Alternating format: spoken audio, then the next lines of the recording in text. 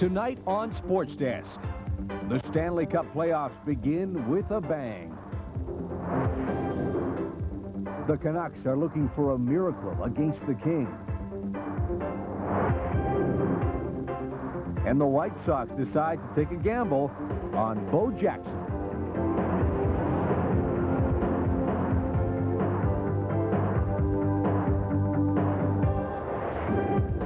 Sports Desk is brought to you by Motomaster, Canada's #1 selling replacement parts, and by the people who know Canada best, Best Western Hotels, Motor Inns, and Resorts.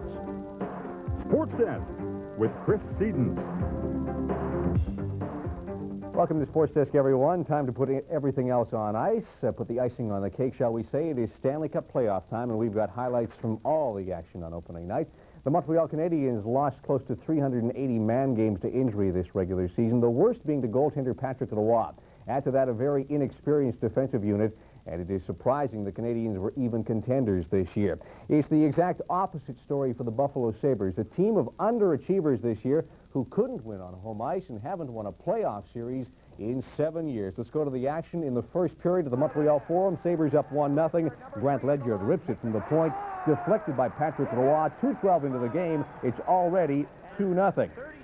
Pat Burns calls a timeout, trying to regroup his team, and they respond. Sylvain Lefebvre steps in over the line, blows a shot past Darren Pupa.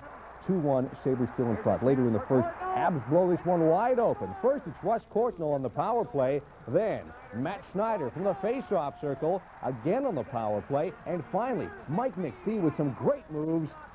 Courtnall gets his second of the game on the pass. 3 goals for Montreal in 1 minute and 19 seconds, 4-2 Habs after a period.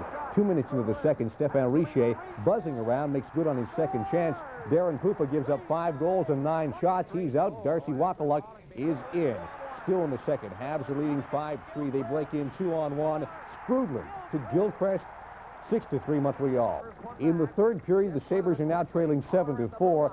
Kevin Haller with the race shot, it sails into the net. Well, that's as close as Buffalo would get. 7-5. Montreal was the final. The Habs take a 1-0 lead in this series. It was Hogue, Ledyard, Turgeon, Vive, and Haller scoring for Buffalo. Lefebvre, Courtnall with the pair. Schneider, Richer, Gilchrist, and Savard scoring for Montreal. The Canadiens and Sabres are even at 11 wins each against each other in Stanley Cup play.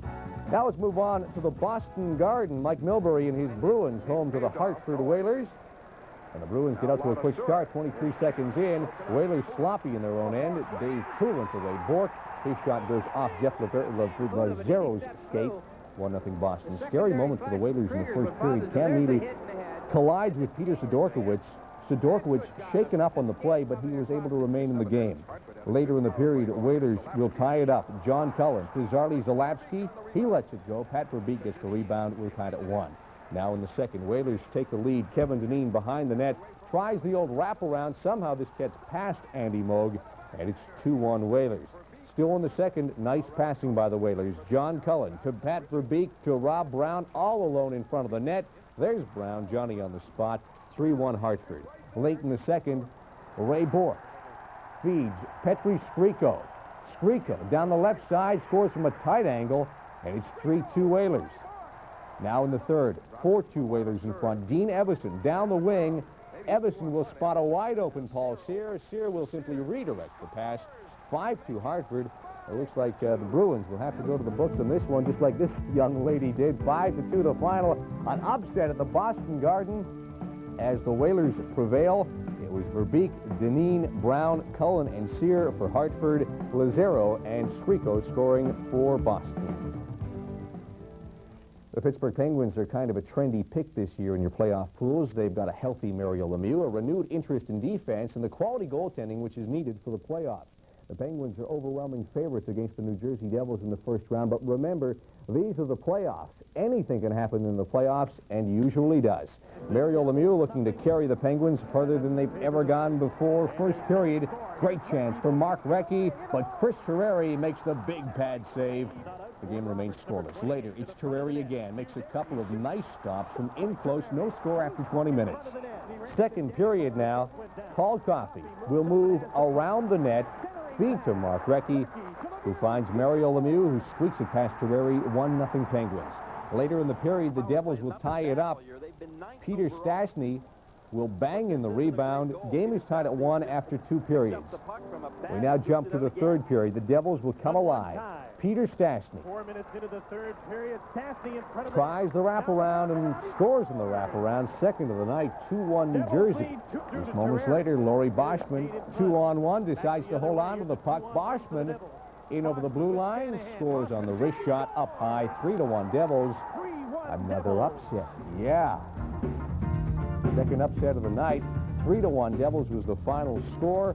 New Jersey leads the series 1-0. Stastny with the pair for New Jersey. Boschman had the other. Mario Lemieux scoring for Pittsburgh. Next, Madison Square Garden in New York. The Capitals against the Rangers. The crowd waving white towels. Again, hyped for this one. Home side comes out hitting. Great hit. Troy Millet on Dmitry Kristich. in the minor penalty. We're playing playoff hockey. Second period now. Rangers open the scoring on a Caps giveaway. Jan Eriksson will slide it home. Great effort by Eriksson. 1-0 Rangers. Mike Richter playing strong in net for the Rangers. Watch here as he will stop Mike Ridley after he hits the goalpost. Still in the second period, Chris King is hit into the Washington bench. Solid body check goes in, and now he gets stuck. His sweater gets caught in the bench. He can't leave.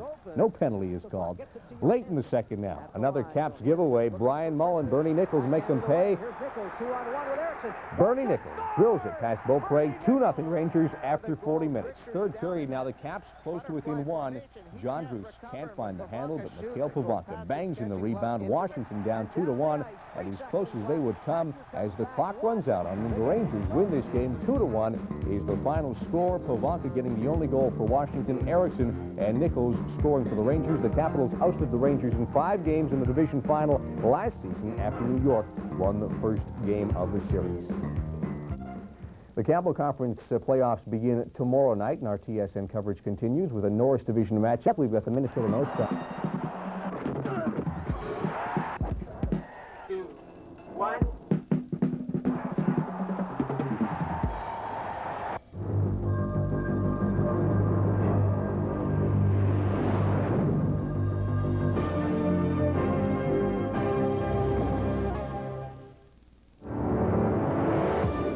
Today on Sports Desk, could the Canucks be rewriting the playoff script in Hollywood?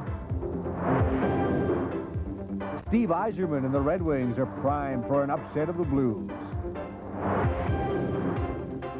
And the Expos oil can boy, can he repeat with another successful season in '91?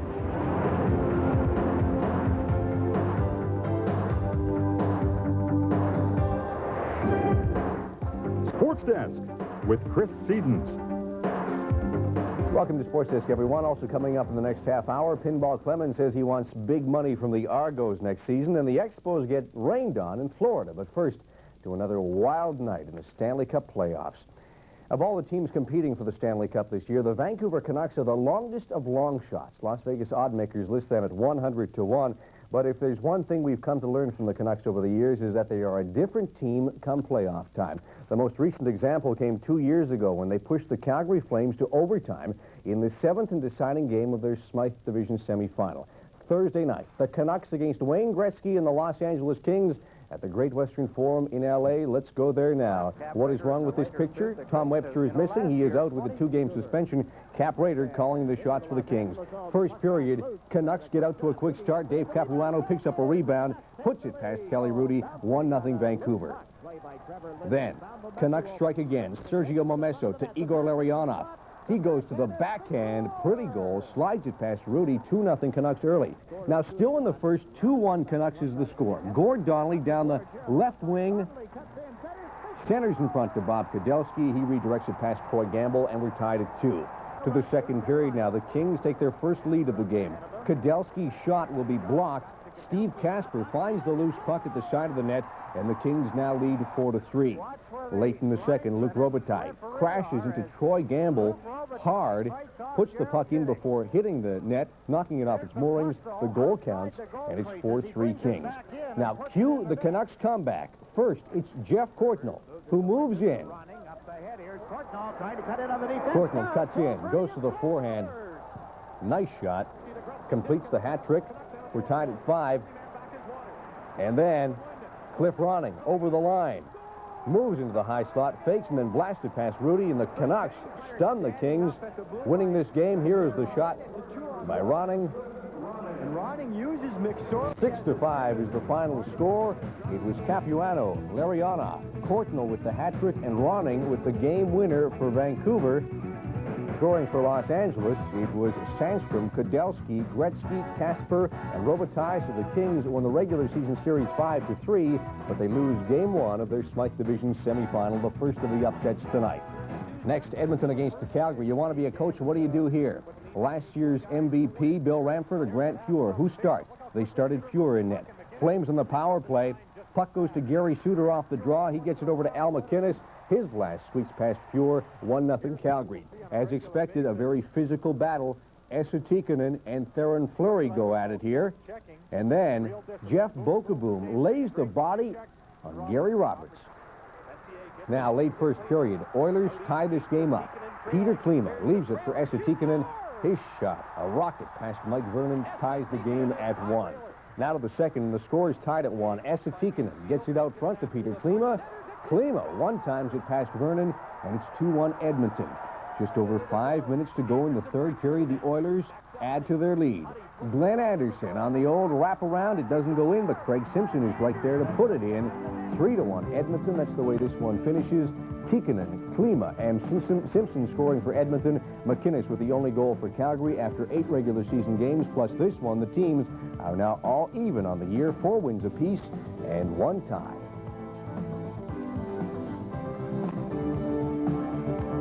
It was a tight hockey game, and you know, that wears on your nerves a little bit, and to get that third one really eased the tension and enabled us to just stick to our game plan and not take any chances. So, you know, you're always looking to get that goal that puts you up by 2, and it was fortunate that it came so late in the game that it didn't give them a chance to get back into it.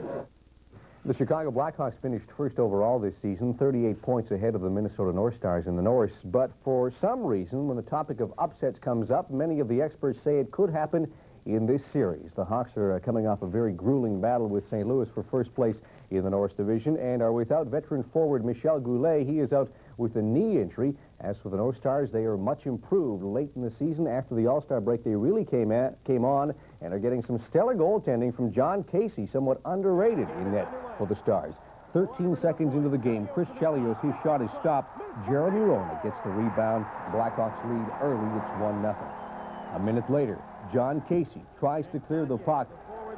Dirk Graham drives him into the boards hard. A 5-minute major for Graham, and the Stars go on the power play, and they connect on the power play. Scramble in front of the net. Mark Tenorti bangs home the loose puck. Game is tied at 1. Less than a minute later, on the same power play, Neil Broughton lets the shot go. It beats Ed Belfour. The Stars take a 2-1 lead. Now to the second period. Game is tied at 2. Brian Bellows and Bobby Smith all alone in front of the net. Belfour comes up with the big save, and the fans love it. They let him know, Eddie, listen.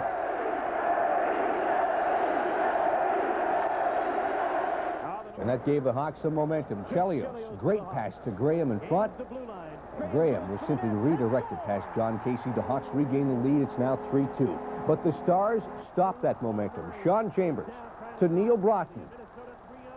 Broughton picks the short side, and this game is tied at 3. We're headed for overtime. And in overtime, Mark Tenorti's shot will be stopped, but Brian Propp will be there to bang home the rebound. The Stars pull off the upset as they beat Chicago 4-3 in overtime. It was Broughton with the pair, Tenorti and Propp with the others for Minnesota. Rowanuk, Wilson, and Graham scoring for Chicago. Broughton had 3 points on the night for the North Stars. Next, Detroit against St. Louis. Crazy Claude and the rest of the Blues fans psyched up for this game. But in the first period, the Blues didn't appear to be. Detroit controlled the play. Paul Eisbart flips the puck ahead. Steve Yzerman redirects it, but it goes just wide. Minutes later, the Wings are in deep. Kevin Miller back to Brad McCrimmon at the point, and his shot goes in off Adam Oates' skate. It's 1-0 Detroit. Now on to the second period. It's Detroit again. This time, Bob Probert off the boards to Yzerman. He comes out front, slides it past Riendo, 2-0 Detroit. Outstanding second period for Steve Yzerman. Already with one goal, he camps out in front of the slot, in front of the goal, in the slot area, takes the centering pass and simply one-times the shot. That makes it 3-0 Red Wings.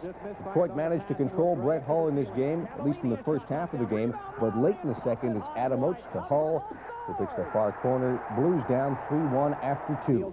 Tim Cheveldae having a great game in net for Detroit. Early in the third, he will stop Garth Butcher, plus the rebound, plus a third shot. With Detroit up 5-2 late in the period, the Blues crept closer on the power play. Oates tips in a pass from Hull, and it's a 5-3 game. But just minutes later, Yzerman again, this time on the off wing. Steve Yzerman moves in and takes the shot to the short side past Pat Jablonski, who was in replacing Riendeau in goal. Hat trick for Stevie Y as the Red Wings upset St. Louis 6-3. McCrimmon with the other goal for Detroit. Fedorov and Miller scoring for Detroit. Yzerman with the hat trick. Hull had a pair for St. Louis. Adam Oates had the other. It was Yzerman's second career playoff hat trick. The Montreal Canadiens will carry a 1-0 series lead as they face the Sabres.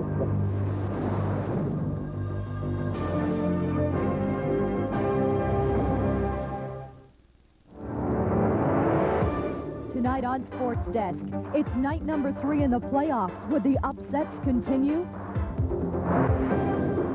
The Devils go for 2 in a row in Pittsburgh. And Pete Rose is a step closer to getting his life back on track.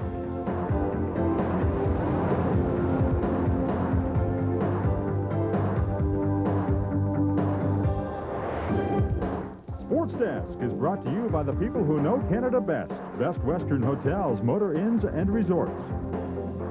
Sports Desk with Teresa Hergert. Hello, everyone, and welcome to Sports Desk. Also ahead, news from baseball as opening day approaches, and Canadian welterweight Donovan Boucher. He's getting ready to defend his Commonwealth title. We had a chat with him. But first to hockey, and the story of the playoffs so far has been upset. All 4 divisional leaders have lost their opening games, and tonight they were looking to turn things around. Well, we'll start things off in the Adams division. Montreal and Buffalo. The Sabres blew a 2-0 lead against the Canadiens in the opening game of the series, and ended up losing this one in a shootout, 7-5. Well, Sabres coach Rick Dudley wasn't happy with the work of his forwards or his defense and promised changes in Game 2. Pat Burns, hoping for a better defensive effort from his squad. First period, Rick Vide puts it back to his group. He heads to the net. He takes a shot. Rick Vide was bothering Roy there, and it is 1-0 for Buffalo. Some physical play in this game. Matt Snyder hammers Alexander McGillney behind the net. And even coach Rick Dudley couldn't believe that one. Now in the second, the Habs tie it up. Brent Joseph picks up the bouncing puck, puts this one past Pupa. That ties the game up at 1. A few minutes later, Montreal takes the lead. Stephane Riche to Guy Carbonneau, to Mark McPhee, and then it is 2-1 for the Canadiens. But the Sabres come right back. Patrick Roy makes the first save on McGillney, then he loses the puck. Pierre Turgeon puts it in. That ties the score up at 2. So in the third, Buffalo now up 4-3. Stephane Riche comes up the ice, tees it up from the blue line. He beats Pupa. That ties the game up at 4. But late in the third, Mike McPhee puts the backhander wide in off the boards, comes right to Guy Carbonneau, puts it in the net, and the Canadiens win their second game of the series 5-4. Scoring for Montreal, it was McPhee, Gilchrist, Courtnall, Riche, and Carbonneau. For Buffalo, it was Fruit, Turgeon, Howardchuk, and Shannon. In fact, Guy Carbonneau, Mike McPhee, and Dale Howardchuk all had 3 points on the night. On to the other Adams semis. Hartford looking to go up 2 games on Boston. And just like in Game 1, Boston strikes early. 13 seconds into the game, Glenn Wesley's shot tipped in by Petru Skriko. Now 1-0 for the Bruins. But minutes later, Hartford's Mark Hunter, he blasts one here from the blue line. Mo can't handle that one. And this game is tied up at 1. It was a physical first period. Boston's Jim Weimer dumped Todd Krieger right into the penalty box. He was okay, though. Midway through the period, Dave Poulin fights his way in, makes the move, but Peter Sidorkiewicz pokes that away. Late in the first, some dirty play here by Nevin Marquardt, who knees John Cullen. Cullen was okay, but Marquardt got 2 minutes while he was in the box. Riley Zalapsky dropped it for Pat Verbeek. He puts it up in, and Hartford goes up 2-1. Early in the second period, Moog takes out his frustration on Verbeek, but there was no call on the play, so midway through the second, Bruins now on the power play. Ray Bourque over to Cam Neely, puts it past Sidorkiewicz, ties the game up at 2. Hartford added another and led 3-2 after 2, but in the third, bouncing puck around the Whaler net, Neely slides in, scores, and the score now tied up at 3. Late in the third, the momentum clearly with the Bruins. They complete the comeback. Neely scores his third of the game. A hat trick for Neely as the Bruins edge Hartford 4-3 and tie the series at a game apiece. So scoring for Boston, it was Skriko and Neely with 3. That is Neely's second career playoff hat trick. For Hartford, it was Hunter, Verbeek, and Ladouceur. Craig Janney and Ken Hodge added 2 assists apiece for the Bruins. Well, in this postseason of upsets, one of the biggest had to be New Jersey's win over Pittsburgh in Game 1. The Devils checked the high-flying Penguins right to a standstill. Tonight, in the second matchup, New Jersey knew that they'd have to be all over Mario Lemieux again if they hoped to make it 2 in a row.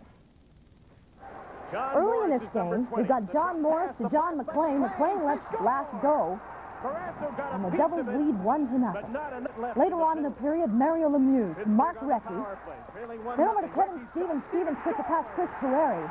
That ties the game up at 1. Early in the second period, McLean and Morris hook up again. McLean puts it past Barrasso. That's his second of the game, and the Devils now lead 2-1. Later in the period, Ulf Samuelsson leans into Peter Stastny. He crashes into the boards. And for the score, 3-2 Devils. Brian Trottier to Phil Bourque. Bourque one-times it past Terreri, and that ties the game up at 3.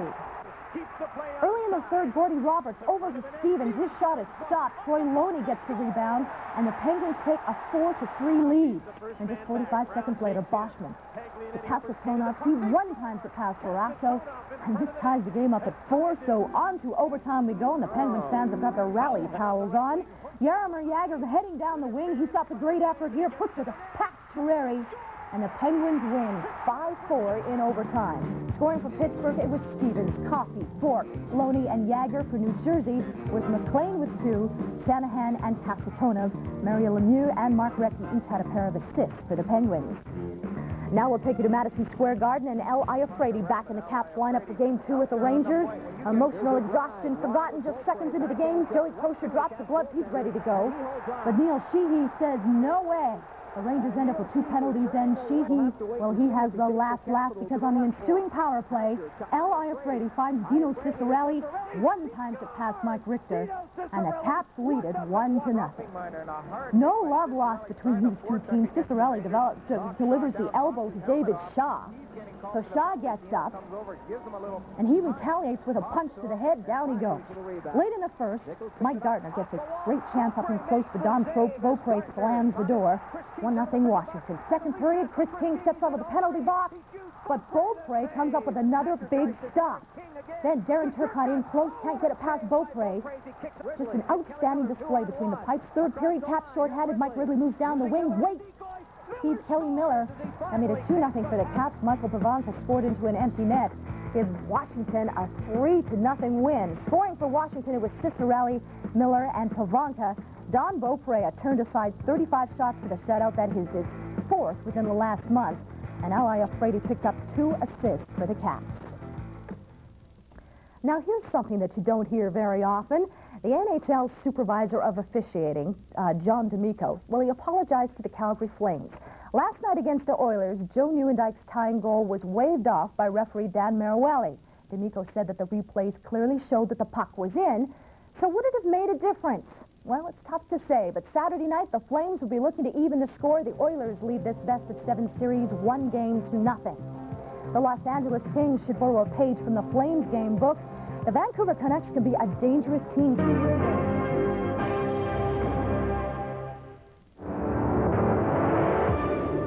Today on Sports Desk, can the Road Warriors continue to confuse the Stanley Cup playoff picture? Major League umpires stage a strike 2 days prior to the opening of the season. And an enthusiastic preview of the Montreal Expos 1991 edition.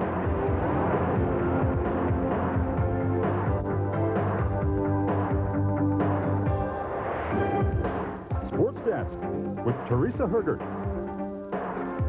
Hello, everyone, and welcome to the show. We've got a busy half hour ahead, so we'll get right to it. First up, we'll take a look at the Smythe and the North semifinals. And who would have ever thought the Vancouver Canucks clawed their way into the final playoff spot in the Smythe, then upset the Kings in the first game of the series. The Canucks checked L.A. to a standstill, especially in the third period of the game when the Kings could only manage 2 shots on goal. Well, Saturday night it was Game 2. The Kings looking to come away from the Forum with the split. And they hoping to win this game. Early in the first, the Kings with a chance. Tony Granato snaps one, but Troy Gamble makes a stick save. Then midway through the period, the Canucks on the power play. Tom Kerber's shot from the point. It hits Marty McSorley. And that's 1-0 after 1. 31 seconds into the second period, Cliff Ronning is left alone out in front. He beats Kelly Rudy. That made it 2-0 for Vancouver. But minutes later, the Kings answer back. Dave Taylor, he's stopped here by Troy Gamble. But Rob Blake puts in the loose puck, and the Kings trail by 1 at this point. 2-1 the score. Early in the third, the Kings keep coming on. Todd Ellick, he feeds Luke Robitaille. And Robitaille one times at home. That ties the score up at 2. And it stayed tied through regulation. Then in overtime, John Tonali tries to jam it in, but the puck didn't cross the goal line. Game is still tied. Minutes later, Gamble. Here he stops Sandstrom and Granato, but Wayne Gretzky flips in the loose puck. The Kings come from behind to beat Vancouver 3-2 in overtime. That ties the series up at 1. Scoring for the Kings, it was Blake, Robitaille, and Gretzky with the game winner. And for Vancouver, it was Kerbers and Ronning. Now we'll take you to Edmonton and Calgary. A solid first period for Doug Risebrough and the Flames. Early on, Joe Nieuwendyk trying to fire up his team. He hits Kevin Lowe right into the boards. They had bodies flying everywhere in the first. Stefan Matteau takes out Glenn Anderson, and he takes out referee Kerry Fraser. Midway through the period, the Flames on the power play. Mark Messier's pass picked off by Gary Suter. He blows one past Grant Fuhrer. And that made it 1-0 for the Calgary Flames. Early in the second, the Flames go up by a pair. Theron Fleury stopped by Fleur. But Doug Gilmour puts in the rebound. That made it 2-0 for the Flames. Minutes later, Edmonton's Adam Graves goes to net. His first shot is stopped, but the rebound goes in off of Museel's skate. The Oilers down by 1-2 on the score. 43 seconds later, Calgary comes right back. Paul Ranhan snaps a pass. That made it 3-1 for the Flames. So late in the second, Messier gets Rick Natras there. Natras stands up. He's a little shaken up, managed to wobble his way back to the bench. Moving to the third, the Flames still up 3-1. Messier in all alone. Down he goes, but Vernon stones him on that one. Vernon, great in goal for Calgary. The Flames tie this series at a game apiece with a 3-1 win. Scoring for the Flames, it was Suter, Gilmour, and Ranheim, and the lone Edmonton goal was Adam Graves. Well, it was an undisciplined team of Blackhawks that faced the North Stars Thursday night. Minnesota was handed 11 power play opportunities and went on to win the first game of the series. Saturday night in Game 2, Mike Keenan promised it would be the Chicago team of old, the squad that finished as a top team during the regular season. And Chicago comes out playing physical in this one. Jeremy Roenick slams into Kurt Giles. The Blackhawks score the only goal of the first. Chris Chelios makes the nice pass to Steve Larmer down low. Larmer beats John Casey. And that is 1-0 for the Blackhawks. Then in the second period, Chicago's power play starts to click. Warren Reichel tees it up. The rebound goes to Roenick. 2-0 for Chicago. All game long, the Blackhawks mockingly goaded the Stars into taking some bad penalties. So later in the period, Casey gets caught dumping Roenick. So the Hawks go on the power play, and Chicago does not waste it. Roenick makes a nice move over in the corner. Then he feeds Reichel out in front. That is his first playoff goal. That made it 3-0 for the Hawks. Ed Belfour holding the Stars at bay. Here he's stopping Mike Modano on the backhand. Possible set out for him. We will see later on in the third. The Hawks break out on a 2-on-1. A pair of Steves work their magic. It's Thomas to Conroy. 4-0 Chicago through 2. But when this finished, we had ourselves a 5-2 final. Scoring for the Blackhawks, it was Larmer with the pair. Roenick, Reichel, and Conroy. For Minnesota, it was McRae and Bellows. And that ties the series up at 1. Now we'll take you to St. Louis and Detroit. Bill McCreary, the story of the first period. He called penalty after penalty. Harold Snepps is in the penalty box. 2-man advantage. Yves Racine scores from inside the line. That made it 1-0 for the Red Wings. Later on in the period, Detroit 2 men short. This time Tim Chevrolet comes up big. He stops Tuttle out in front. Then Adam Oates at point-blank range. Still 1-0 Red Wings. Later on in the first, the Red Wings strike again. Bob Probert at the side of the net. He bangs it in. And the score 2-0 Detroit after 20 minutes of play. Second period now, Tim Chevrolet continues to shine. Ron Wilson over to Scott Stevens. Chevrolet makes the stop. Later on in the period, Mario Marois sends Brett Hall in all alone, but even the golden Brett is stopped by Cheveldae. Still 2-0 Detroit. Third period, the Blues explode. First, Jeff Brown from the point.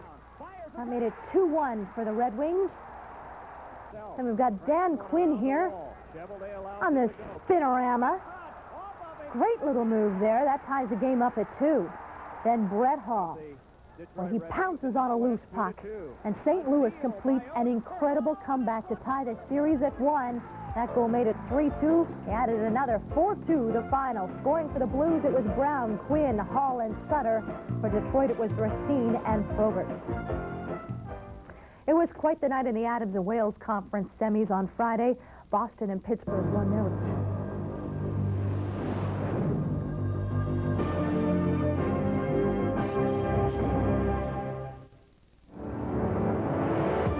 Tonight on Sports Desk, Rick Dudley hopes his saber rattling can save Buffalo. New Jersey tries to once again bedevil Pittsburgh at the Meadowlands. And the Blue Jays, a new look, but the same old high hopes.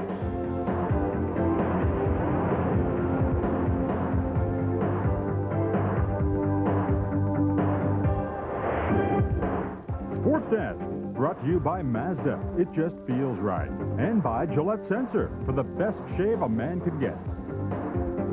Sports Desk with Gord Miller. Hi, everybody, and welcome to this edition of Sports Desk. Also coming up in this half hour, Major League umpires appear likely to sit out opening day while Jack Nicklaus gets ready for the Masters. But first, the Habs looks to go up 3-0 on the struggling Buffalo Sabres. After losing the first 2 games in Montreal, the Sabres were hoping a change of venue and a change of attitude would be enough to turn the series around. The smaller ice surface at the odds certainly does help the Sabres, but a bigger effort from the Stars is what Buffalo really needed. Rick Dudley made no secret of that fact Saturday when he publicly questioned the heart of some Sabres. So it was up to Andreychuk, Turgeon, and McGillney to get Buffalo back in the series and get themselves out of the doghouse. And Buffalo comes out flying in this game as it had to. Tony Tanti pokes in the rebound under a sprawling Patrick Roy. 2:20 going into the game. It's 1-0 Buffalo. Later in the first, it's 1-1. Buffalo executes the perfect give and go. Snuggerud back to Christian Roux 2-1 Sabres. The Habs quickly tie it. Denny Savard springs Brent Gilchrist, who moves in and puts on the great move. This ties the game at 2. Second period now. Score is tied at 3. Alexander McGillney feeds Grant Ledyard, who cranks it by Patrick Roy. 4-3 in favor of Buffalo. With 2 minutes to play in the second period now, Habs break in on the 2-on-1. Russ Courtnall hits the iron, but Gilchrist is there for his second of the game, 4th of the playoffs, 4-4 after 2. Early third now. Robert Ray spots Mike Ramsey cruising in the slot. Carson fans the shot, but a fool's waft. 5-4 in favor of the Sabres. Pat Burns takes time out, calls a last gas play. Montreal gets the last gas. Courtnall left all alone, but Malarchuk gets a piece. And Buffalo hangs on to win this game by a final score of 5-4. Goes back in the series now as Buffalo trails at 2-1. Gilchrist scored twice for Montreal. Courtnall and Corson had the others. Tanti, Ruutu, Hogue, Ledyard, and Ramsey score for Buffalo. Alexander McGillney added a pair of assists for the Sabres. On now to the Civic Center in Hartford. Mike Milbury and the Bruins looking to go up 2-1 in their series against the Whalers. First period, Ken Hodge to Ray Bourque, who lets the shot go, beats Peter Sidorkovich, and the Bruins lead it 1-0. Second period now, the Whalers come back. John Cullen to Pat Verbeek, whose shot goes in off the skate, and the game is tied at 1. Later in the period, Bruins on the power play. Glenn Wesley's shot is stopped, but his second shot goes in off Todd Richards. The Bruins regain the lead, 2-1. Third period now. The game is tied at 2. Jeff Sanderson gives up the puck. That's a mistake.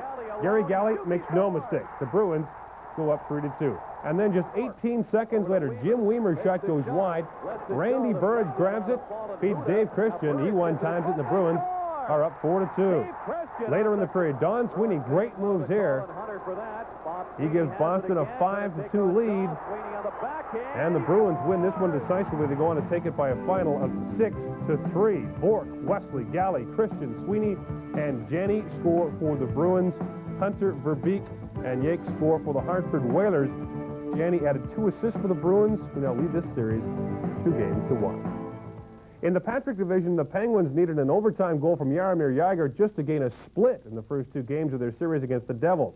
And even though the Penguins finished first in the Patrick division, the Meadowlands, not their favorite place to play. The Penguins lost all 3 games they played in New Jersey this season. They need a win tonight to retake the upper hand in this series. Taking out of the Meadowlands, Joey Mullen in the Penguin lineup for the first time in months. First period, Penguins on the power play. Mario Lemieux, Mark Murphy, he bangs it home, 1-0 Pittsburgh. Later in the first, the Devils tie it, also on the power play. Peter Stastny to John McLean. He's stopped, but Brendan Shanahan grabs the rebound, ties the game at 1.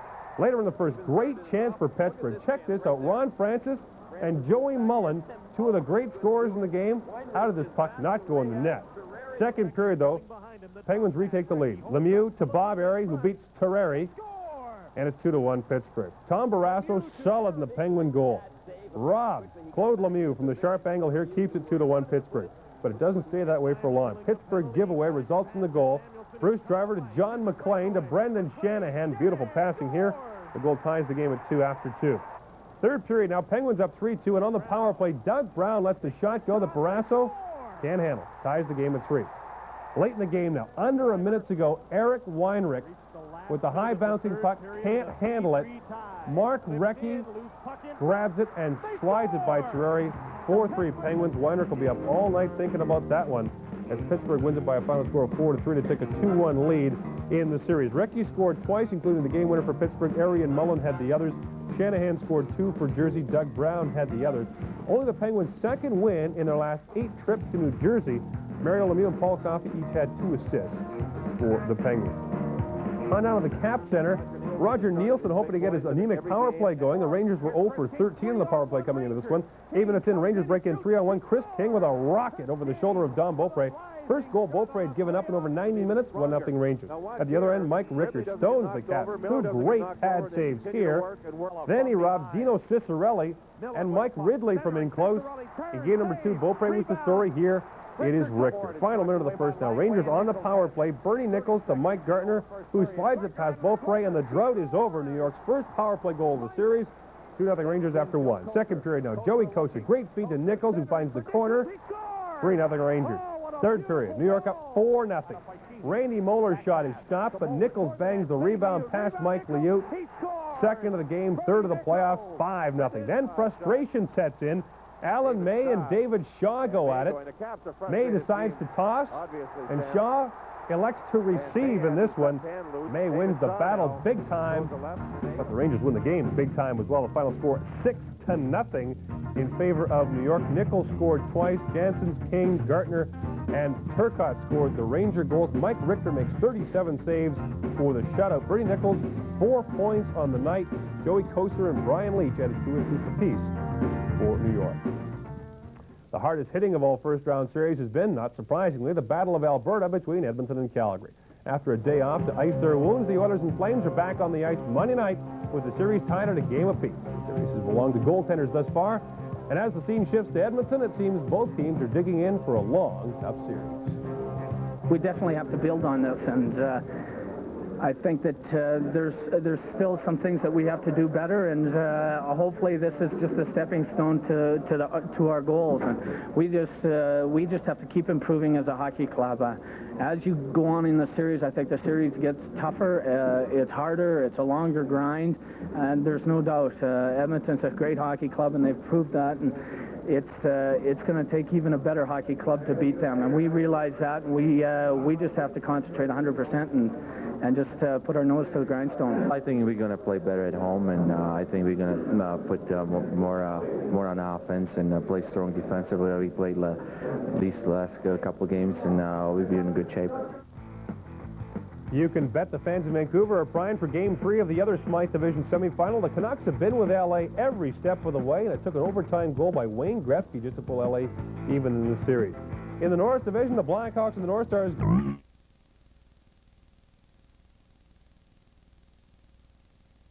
Patrick Division semifinals. Catch the fire. It's the NHL tonight on TSN.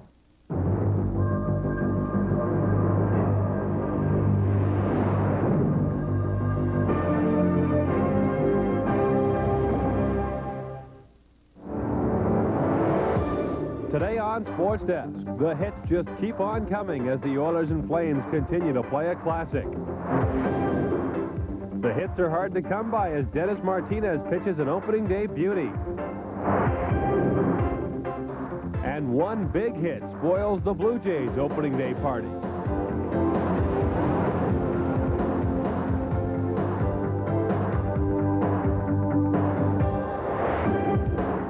Sports Desk with Gord Miller. Hi, everybody, and welcome to this edition of Sports Desk. Also coming up in this half hour, umpires say fair to the deal offered by Major League Baseball, and we'll have our TSN Plays of the Week. But first, the Stanley Cup playoffs. Edmonton and Calgary continue the hit parade. With their chin straps buckled and their game faces on, the Oilers and Flames went back at it Monday. This time the game played at Edmonton, where the change of venue was not likely to change the type of game these two were going to play against each other. And while much has been made of the rough nature of the series, the games have also been very entertaining, highlighted by great goaltending. The Oilers were expected to give Bill Ranford his first playoff start, but went instead with Grant Fuhr and a capacity crowd of the Northlands Coliseum in Edmonton, showing its approval for the defending champions. Early on, Jamie McCown lines up Craig Simpson and drills him. Simpson was penalized for something he did earlier in the play. With the Flames in the power play, Al McGinnis takes the shot. It's tipped in by Joe Nieuwendyk, and it's 1-0 Calgary. But just 11 seconds later, Paul Ranheim turns over the puck in his own zone. Esa makes him pay, drills it by Mike Vernon. Game tied at 1. Later in the period, Theoren Fleury comes to the Calgary bench needing some attention. He's got the bloody mouth, courtesy of Charlie Huddy, who got his stick up on Fleury. Another rough period, 1-1 after 1. With a score tied at 2 in the second, Joe Nieuwendyk makes a couple of nice moves, sets up Gary Roberts, who beats Grant Fuhr. 3-2 Flames after 2. But Fuhr kept Edmonton in the game. Roberts' shot hits the post before Fuhr robs Nieuwendyk with his glove. Later in the period, Craig Simpson sends Glenn Anderson in all alone. Anderson was stoned by Vernon on a breakaway in Game 2, but beats him here and ties the game at 3. Now, final seconds of the third period. Mark Messier to Craig Simpson to Joe Murphy, who fights off Stefan Matteau and snaps one between the legs of Vernon with just 14 seconds left. That is the game winner as Edmonton beats Calgary 4-3. Tikkanen, Huddy, Anderson, and Murphy score for Edmonton. Nieuwendyk, Matteau, and Roberts for the Flames. But it's the Oilers who lead this series 2-1. Disappointing, you know, going into the third period and tough building like this and allowing them to score the 2 goals that they did. I think we sat back too much in the third, and it was our own faults for throwing this one away. Well, I think we deserved to win. I actually thought we could have won the game before that. I thought we had some tough luck in the first 2 periods. I thought we outchanced them in the first 2 periods. And then we came on strong again in the third period, and they played well. There's no question about that. But I just felt that we outplayed them. On now to the other Smythe Division semifinal. Tom Webster back behind the LA bench as the Kings took on the Canucks. First period, Igor Larionov to Greg Adams, who misses the wide-open net. Midway through the period, Trevor Linden cuts in. He's stopped. Cliff Ronning gets the rebound, but he can't beat Kelly Rudy, who's keeping LA in the game at this point. 41 seconds into the second, Canucks on the power play. Ronning gets the puck along the board, steps in, and beats Kelly Rudy upstairs. That makes it 1-0. The Canucks were all over Wayne Gretzky in this one. Doug Lidster was on the ice almost every time Gretzky was, and he stuck very close to the great one over the first 40 minutes of play. Kirk McLean in goal for Vancouver, a kind of a surprise starter, hadn't played in over a month, but didn't show any signs of being rusty. Nice glove save here to rob Steve Duchesne in the second period. Now, midway through the third, the Canucks are still up 1-0, but John Tonelli hustles after the loose puck, centers to Gretzky, and this time Lidster can't contain the great one as Gretzky scores the goal to tie the game at 1 and send it to overtime. And in overtime, just 3 minutes into the extra period, Dana Merzen shot is stopped, but Cliff Ronning is there for the rebound and tucks it into the open net. Vancouver, in front of a delirious hometown crowd, beats LA 2-1 in overtime and takes a 2-1 series lead.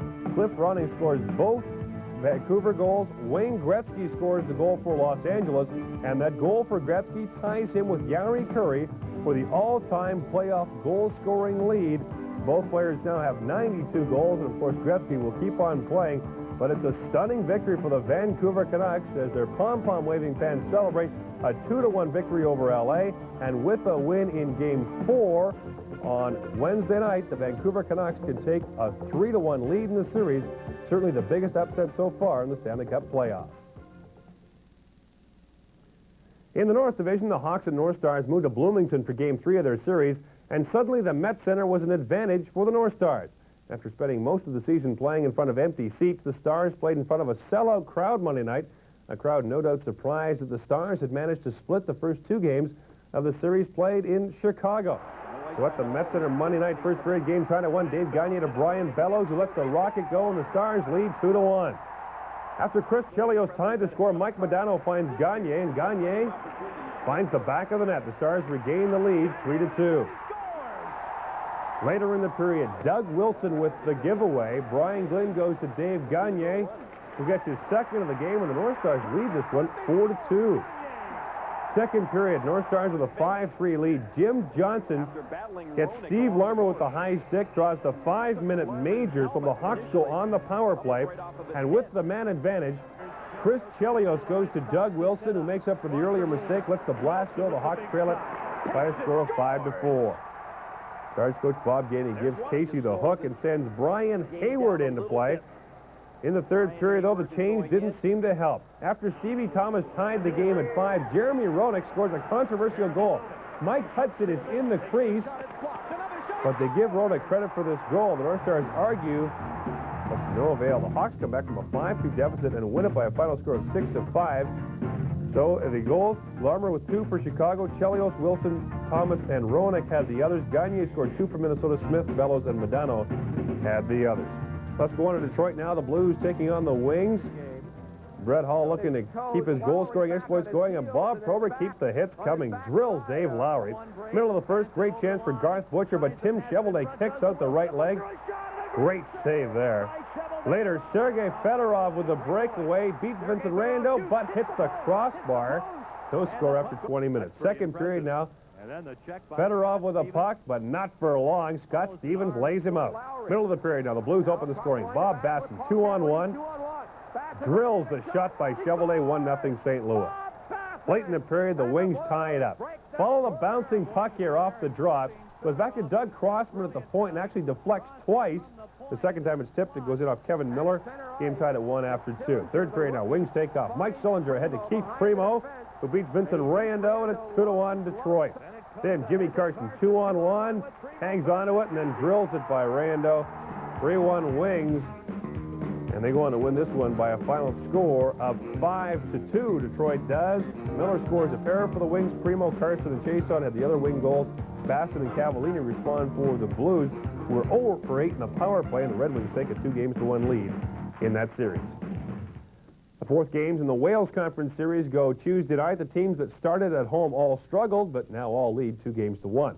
The Montreal Canadiens dropped Game 3 to Buffalo Sunday night.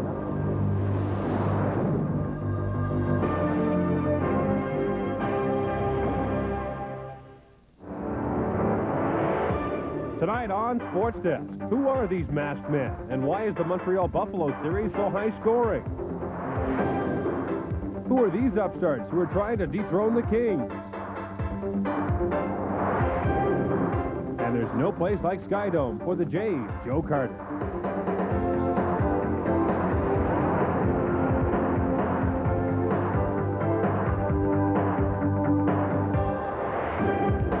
Sports Desk is brought to you by Right Guard Deodorant. Anything else would be uncivilized.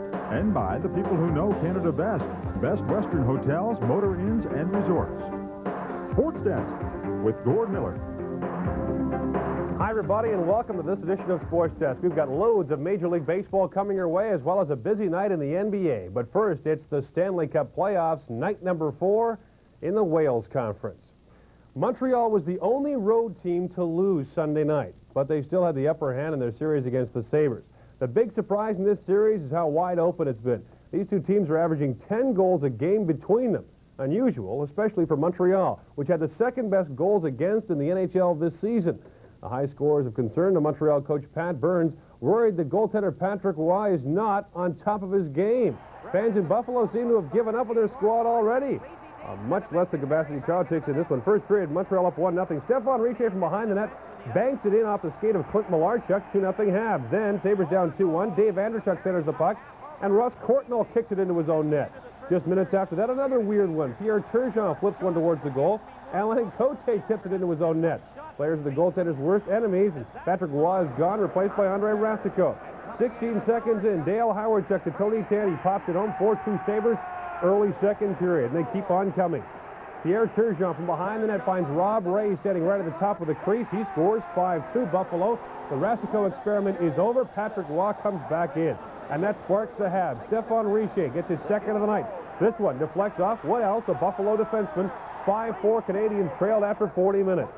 Third period now, and the Sabres finish off Montreal. Patrick Roy down and out. Dale Howardchuk bangs it home.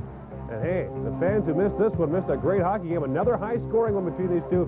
Buffalo wins it by a final of 6-4. Hogue, Andrechuk, Turgeon, Ray, Tanti, and Howardchuk score for the Sabres. Richer had a pair for Montreal. Desjardins and Corson had the others. These two teams combined for a total of 80 shots. The Sabres outshot the Canadiens 43-37. On now to the other Adams Division semifinal. Hartford playing host to the Boston Bruins. No shortage of scoring in this one either. First period, John Cullen down the left side.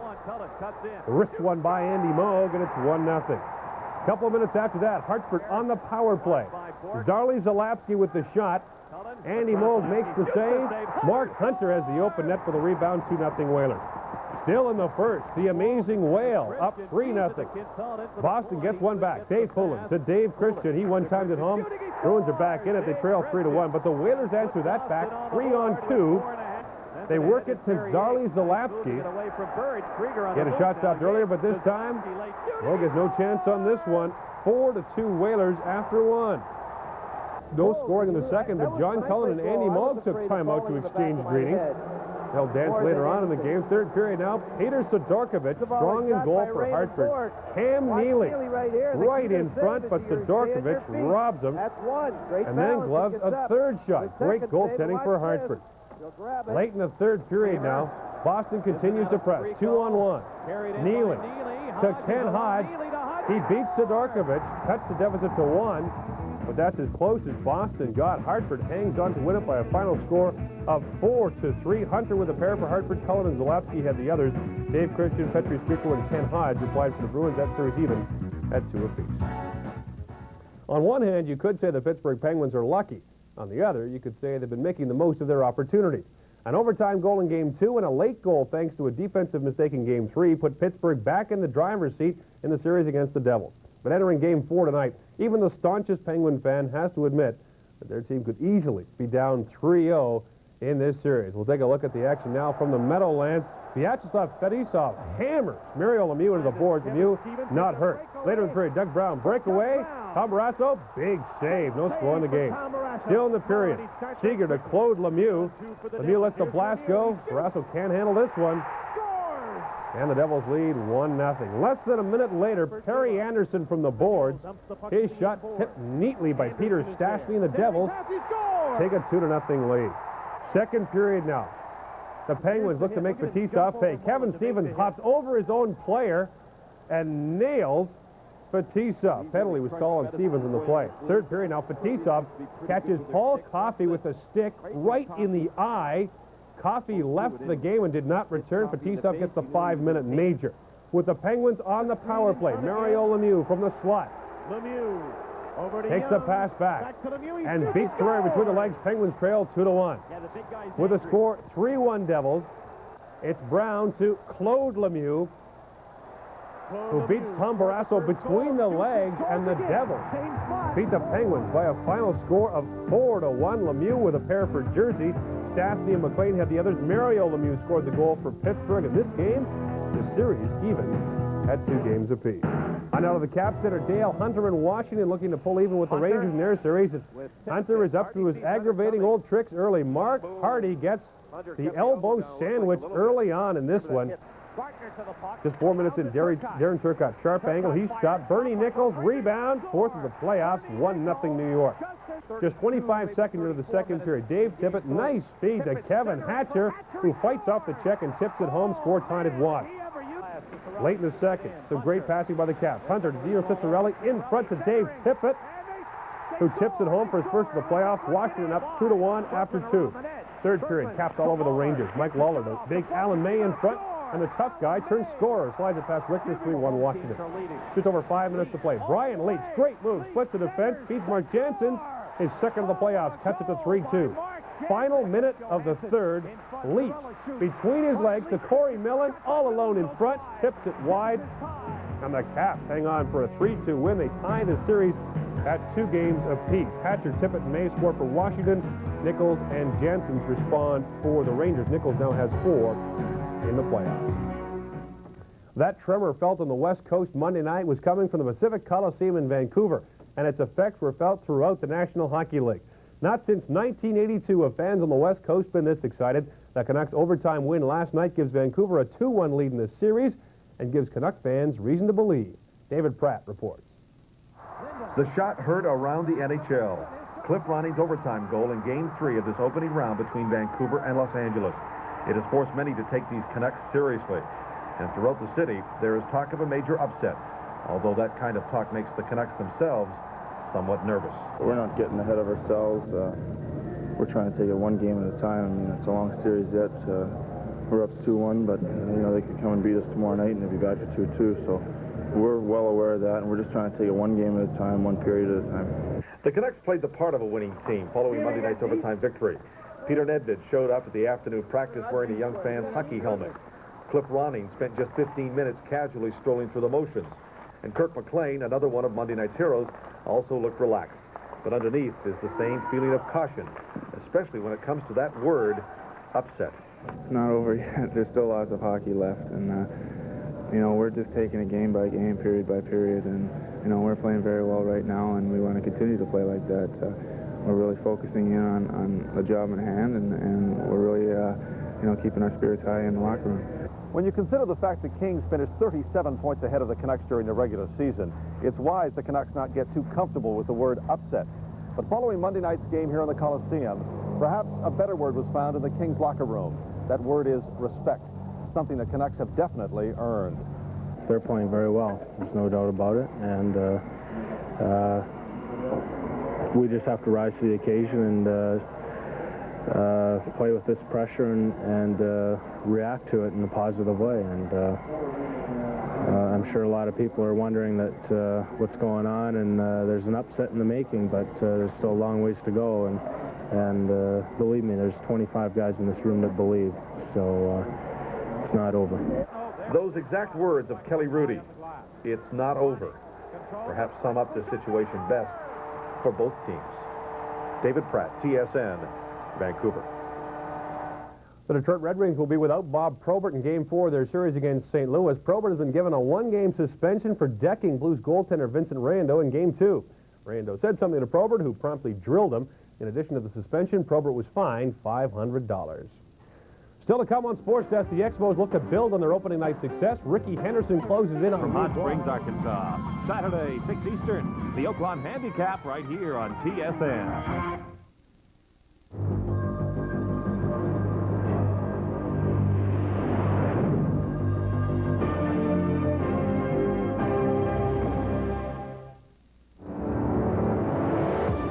Today on Sports Desk, buckle up your chin straps. It's Game 4 of the Edmonton-Calgary series. Greater and greater, Gretzky sets another NHL record. And the Blue Jays look to take 2 of 3 from the Red Sox.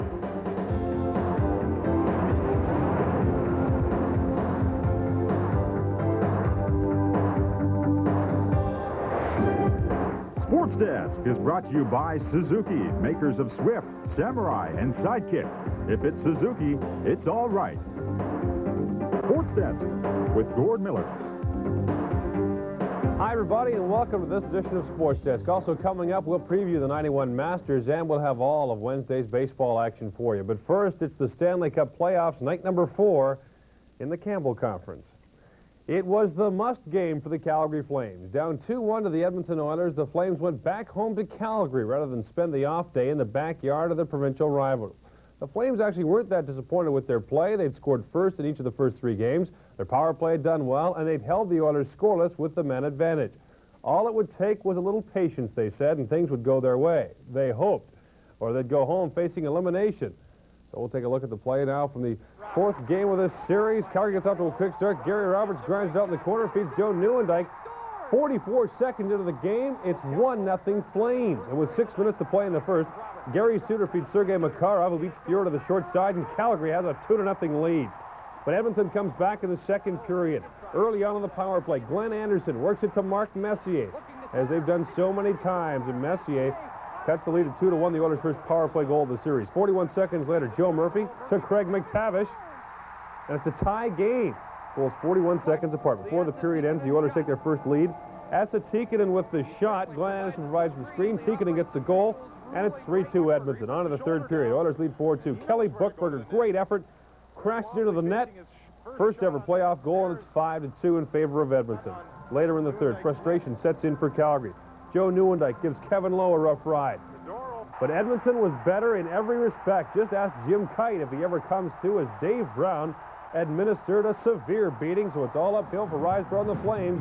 They could be eliminated for the 2nd straight year in the first round of the Stanley Cup playoff. Messier, McTavish, and Buchberger with singles for Edmonton. Tikkanen with 2 for the Oilers. Nieuwendyk and Makarov respond for the Flames. Calgary felt they would win Game 4 of this series. Flames were wrong.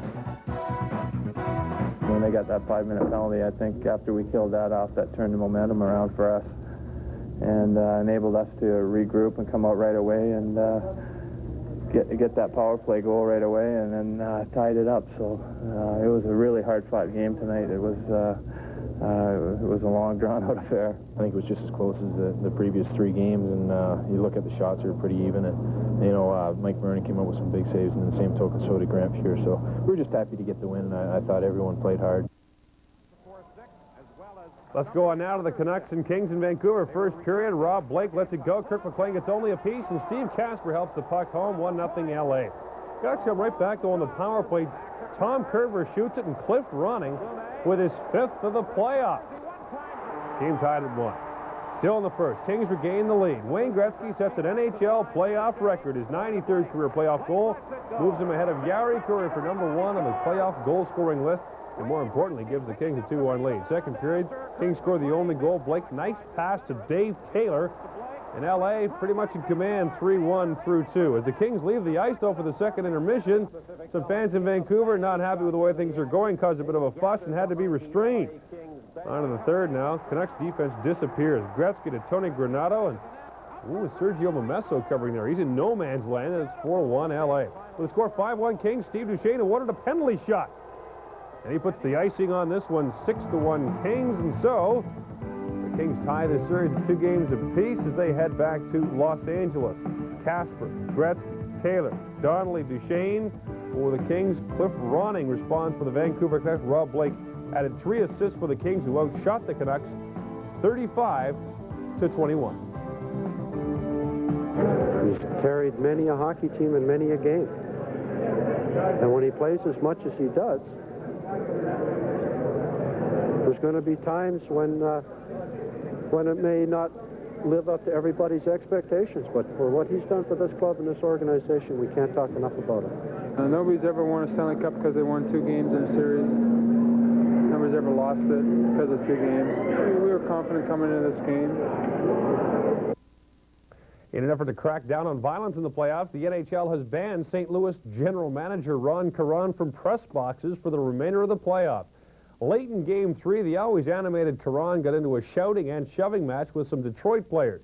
And as a result, the Blues have been fined $10,000, and Caron has been banned from any area where opposition players or management may be sitting. He also has to pay a $1,000 fine.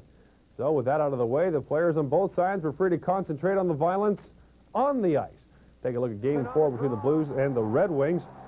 First period, Jimmy Carson beats Bob Bassett on the draw. Puck goes back to Steve Chasson. He beats Vincent Rando, and it's 1-0 Detroit. And we see the traditional octopus on the ice. Always a good luck sign for the Wings, but late in the first, Blues tied up. Brendan Moore to Dan Quinn, who puts it back shoveled a second try, and it's 1-1 after 1. Second period, some great goaltending at both ends of the ice. Vincent Randall, great save on Mark Habshire. Robbed him as Habshire was looking top shelf. Then at the other end, Brett Hull in on Chevrolet. One-on-one, and Chevrolet slams the door on him, but not for long. Power play. Steve Chason, watch him walk into the slide here. Number 3 takes the pass, gets a second of the game, 2-1 Red Wings. On to the third now. Game tied at 2. Johan Garpenlov gets it back to Rick Zombo. Another goal for a Detroit defenseman. Shot from the point beats Ray, and over to 3-2 Detroit. Late in the game, 4-2 Red Wings. Adam Oates to Brett Hull. They stopped him earlier. Couldn't stop him here, but it's too late for the Blues. Detroit hangs on to win this one by a final score of 4-3. Chason scores 2 for Detroit.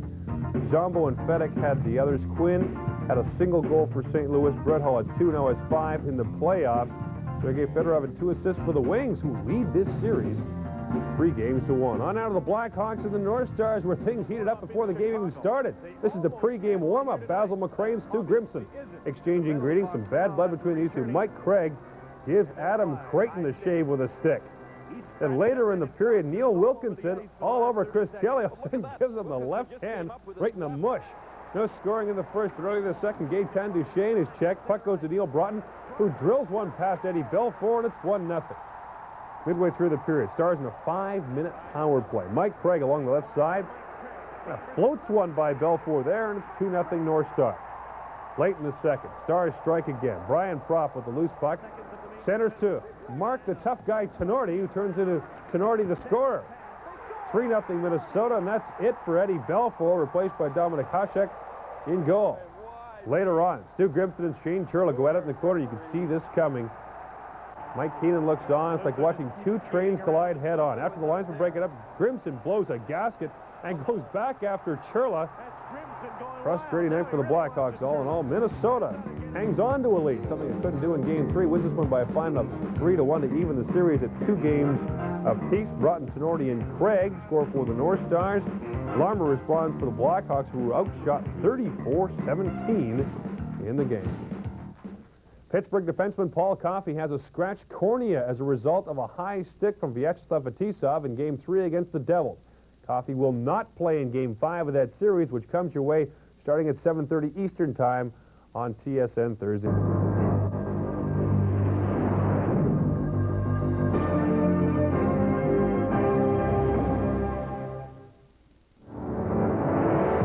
Tonight on Sports Desk, the Canadiens are keen to take a 3-2 lead in their Adams series against Buffalo.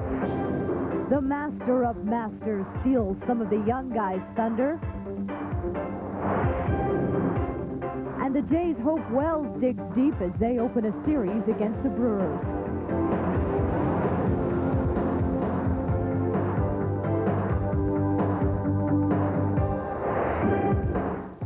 Sports Desk, brought to you by Gillette Sensor, for the best shave a man can get. Sports Desk with Teresa Hergert. Hello, everyone, and thanks a lot for joining us. Also ahead on the show, Ricky Henderson hopes to steal his way into the record books, and a bad day for Boris Boom Boom Becker. But first to the NHL playoffs, and tonight all 4 series in the Wales Conference were tied up at 2-2. We'll begin with Buffalo and Montreal. Now, the key word in this series should have been defense. But in the last 4 games, the Sabres and Canadiens fired 40 goals into the nets. At this pace, they could break the record of 69 goals scored in a series. But tonight, with both teams looking to swing the momentum into their favor, it was expected that defense would be the name of the game. So I'll pick things up for you in the early going. Dave Andrechuk with a bad giveaway. Mike Keane shoots, then puts in his own rebound. The Habs go up 1-0. Later on in the first, Montreal rushes into the zone. Alain Cote feathers it over to Brian Strudland.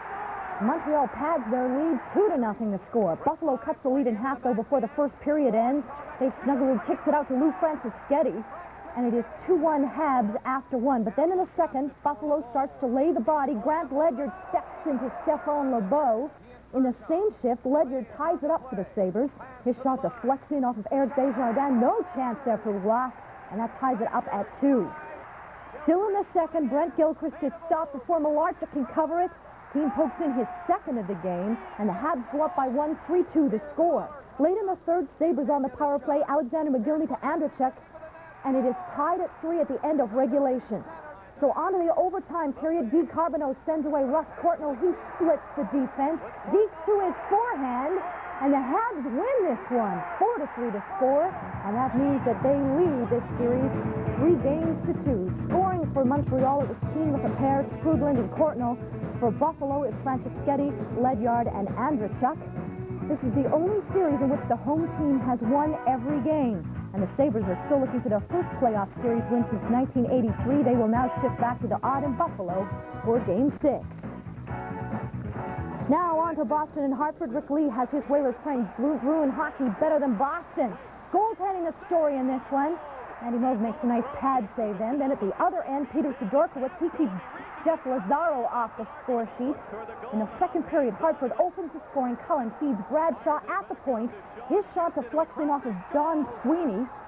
1-0 Whalers. Moog continues to keep Boston in the game here. He shuts down Rob Brown from point-blank range. The third period, all Boston. Ray Bourque starts it off with a bizarre goal. That one deflected it off of Paul Sear in his own net, tied it up at 1. Then 16 seconds later, Dave Poulin chases a draw. He spots Dave Christian in the slot. That made it 2-1 for Boston. So later on in the third, Cam Neely to Lazaro in the slot. One times it past Sidorkiewicz, and the Bruins go up 3-1. Late in the game, Randy Burridge runs into Sidorkiewicz. Whalers come flying in from everywhere. The fight is on. This one lasted a long time, but the battle already over. 6-1 was the final. Scoring for Boston, it was Bourque, Christian, Lazaro, Neely with a pair, and Weimer for Hartford. It was Shaw. The Devils and Penguins resume their series tonight at the Igloo in Pittsburgh. Controversy has dogged this matchup for the last 2 days, ever since Paul Coffey was speared in the eye by Devils defenseman Vyacheslav Fedosov. Coffey is out with a scratched cornea, thanks to Fedosov, so if the Penguins hope to take Game 5 away from New Jersey, they would have to do it without Coffey's help. And it's Operation Ice Storm in Pittsburgh tonight. First period, no score. Devils on the power play. Bruce Driver over to McLean, and that made it 1-0 for New Jersey. Now on to the third. 2-0 Devils. Cue the Penguins come back. The puck comes to Mark Recchi off the face-off. The shot is stopped. Ron Francis put it in. The Penguins trail by 1. A few minutes later, Pittsburgh ties it up. Ron Francis flips it in front of Larry Murphy. He puts it past Tereri. That ties the score up at 2. Now under 10 minutes to go in the third. Kirk Muller centers the puck. Claude Lemieux gets a stick on it, puts it in past Barrasso, and the Devils go up 3-2. Then with the dying seconds of the game, Pittsburgh with the empty net. Pat Connaughton shoots on the empty net, but Doug Brown says, "Thank you, I'll take that goal." The Devils win this one. And the score, 4-2. Scoring for New Jersey, it was McLean, Driver, Fedosov, and Brown. For Pittsburgh, it was Francis and Murray. Chris Tereri turned aside 39 of 41 Penguin shots in this one. Now, on to New York and Washington, a crucial home game for Roger Nielsen and the Rangers tonight. We'll pick it up here in the first. The Rangers on the power play. Corey Millen takes the pass from Tony Amonte, and that made it 1-0 for New York. A few minutes later, the Caps tie it up. Mike Lawler throws the puck toward the net. Mike Ridley picks up the rebound, puts it in over Richter, ties it up at 1. In the second, score now tied at 2. Mike Richter makes some unbelievable saves. First on John Druce, then with a stick save on Michael Bavonka. Now late in the second, 3-2 Capitals. The score, Mark Jansen moves in all alone, and he beats Dom Beaupre with the backhand. That ties the score up at 3. Now in the third, 4-3 Rangers. Kevin Hatcher takes a shot from the point, gets through a crowd of legs. That ties it up at 4 late in the third. So on to overtime. Dino Ciccarelli circled around the front of the net, and then he slid it through Richter's legs, and the Capitals win 5-4 in overtime and take a 3-2 lead in the series. So scoring for Washington, it was Ridley, Lawler, Miller, and Hatcher and Ciccarelli. With the winner for the Rangers, it was Millen, Leach, Janssens, and Rice. As I mentioned, the Caps lead the series 3-2. The summer of 1991 will be 6 Eastern, the Oaklawn Handicap right here on TSN.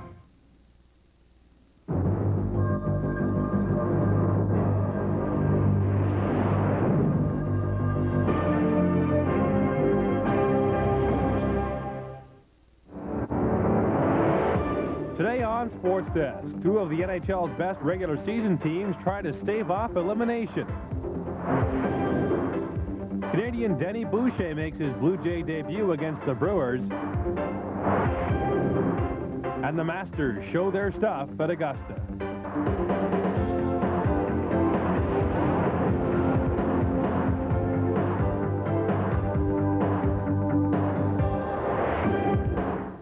Sports Desk is brought to you by Suzuki, makers of Swift, Samurai, and Sidekick. If it's Suzuki, it's all right. Sports Desk with Gord Miller. Hi, everybody, and welcome to this edition of Sports Desk. Also coming up, the Rocket may be closer to signing with the Argos than a lot of people think. We'll have that story in the day in baseball. But first, the NHL. And the first two teams to face elimination in the Stanley Cup playoffs. After their Game 4 loss, the Calgary Flames returned home to a barrage of criticism and facing elimination. But even though Edmonton led the series 3-1, it was far from over. It was the Oilers, after all, who came back from a 3-1 deficit to beat Winnipeg in 7 games last year. And 2 years ago, it was the Oilers who blew a 3-1 lead and lost to the Kings in 7 games. So there was still a lot of work to be done in this series. And Grant Fuhr been doing great work for the Oilers. He got the start again in Game 5. First period, Flames in the power play. Gary Suter to Al McGinnis, who puts it by Fuhr. The Flames, in a familiar position, lead 1-0. They'd scored the first goal in every game of the series. With the score 2-0 Flames. Craig Simpson to Glenn Anderson. Nice backhand. Boy, it looks like the Anderson of old in this year's playoffs. The Oilers trail 2-1. 2 minutes later, Adam Graves gets behind Gary Suter, who can't bring Graves down. Graves picked the tough corner on Vernon. The game is tied at 2. Second period, Theron Fleury to Kerry Wilson, who beats Fuhr stick side, and the Flames are up 3-2. Just over a minute later, Rick Natras from the boards. His centering pass goes in off the skate of Oiler defenseman Kevin Lowe. Flames take a 4-2 lead on that big goal. Still in the second, Mark Messier goes in alone. Vernon makes the save. Messier gets his own rebound, and the Oilers trail 4-3. With less than a minute to play in the third, the Oilers putting on the pressure. But Joe Murphy can't find the handle in front. Then it's Peter Kleeman in front. Calgary clears the puck, and the Flames avoid elimination. Flames got an empty net goal and win it by a final score of 5-3. Kerry Wilson scores twice for Calgary. McGinnis, Natras, and Nieuwendyk had the others. Graves, Anderson, and Messier scored for Edmonton. Grant Fuhr heroic once again, and the Oiler goal made 38 saves. Well, the Flames climbing back in it. They trail this series 3-2. On out of the Great Western Forum. Tom Webster and the Kings looking to go up 3-2 on the Canucks. First period, Jyrke Lume from the slot beats Kelly Rudy backhand. It's a short-handed goal for Vancouver, and the Canucks lead 1-0.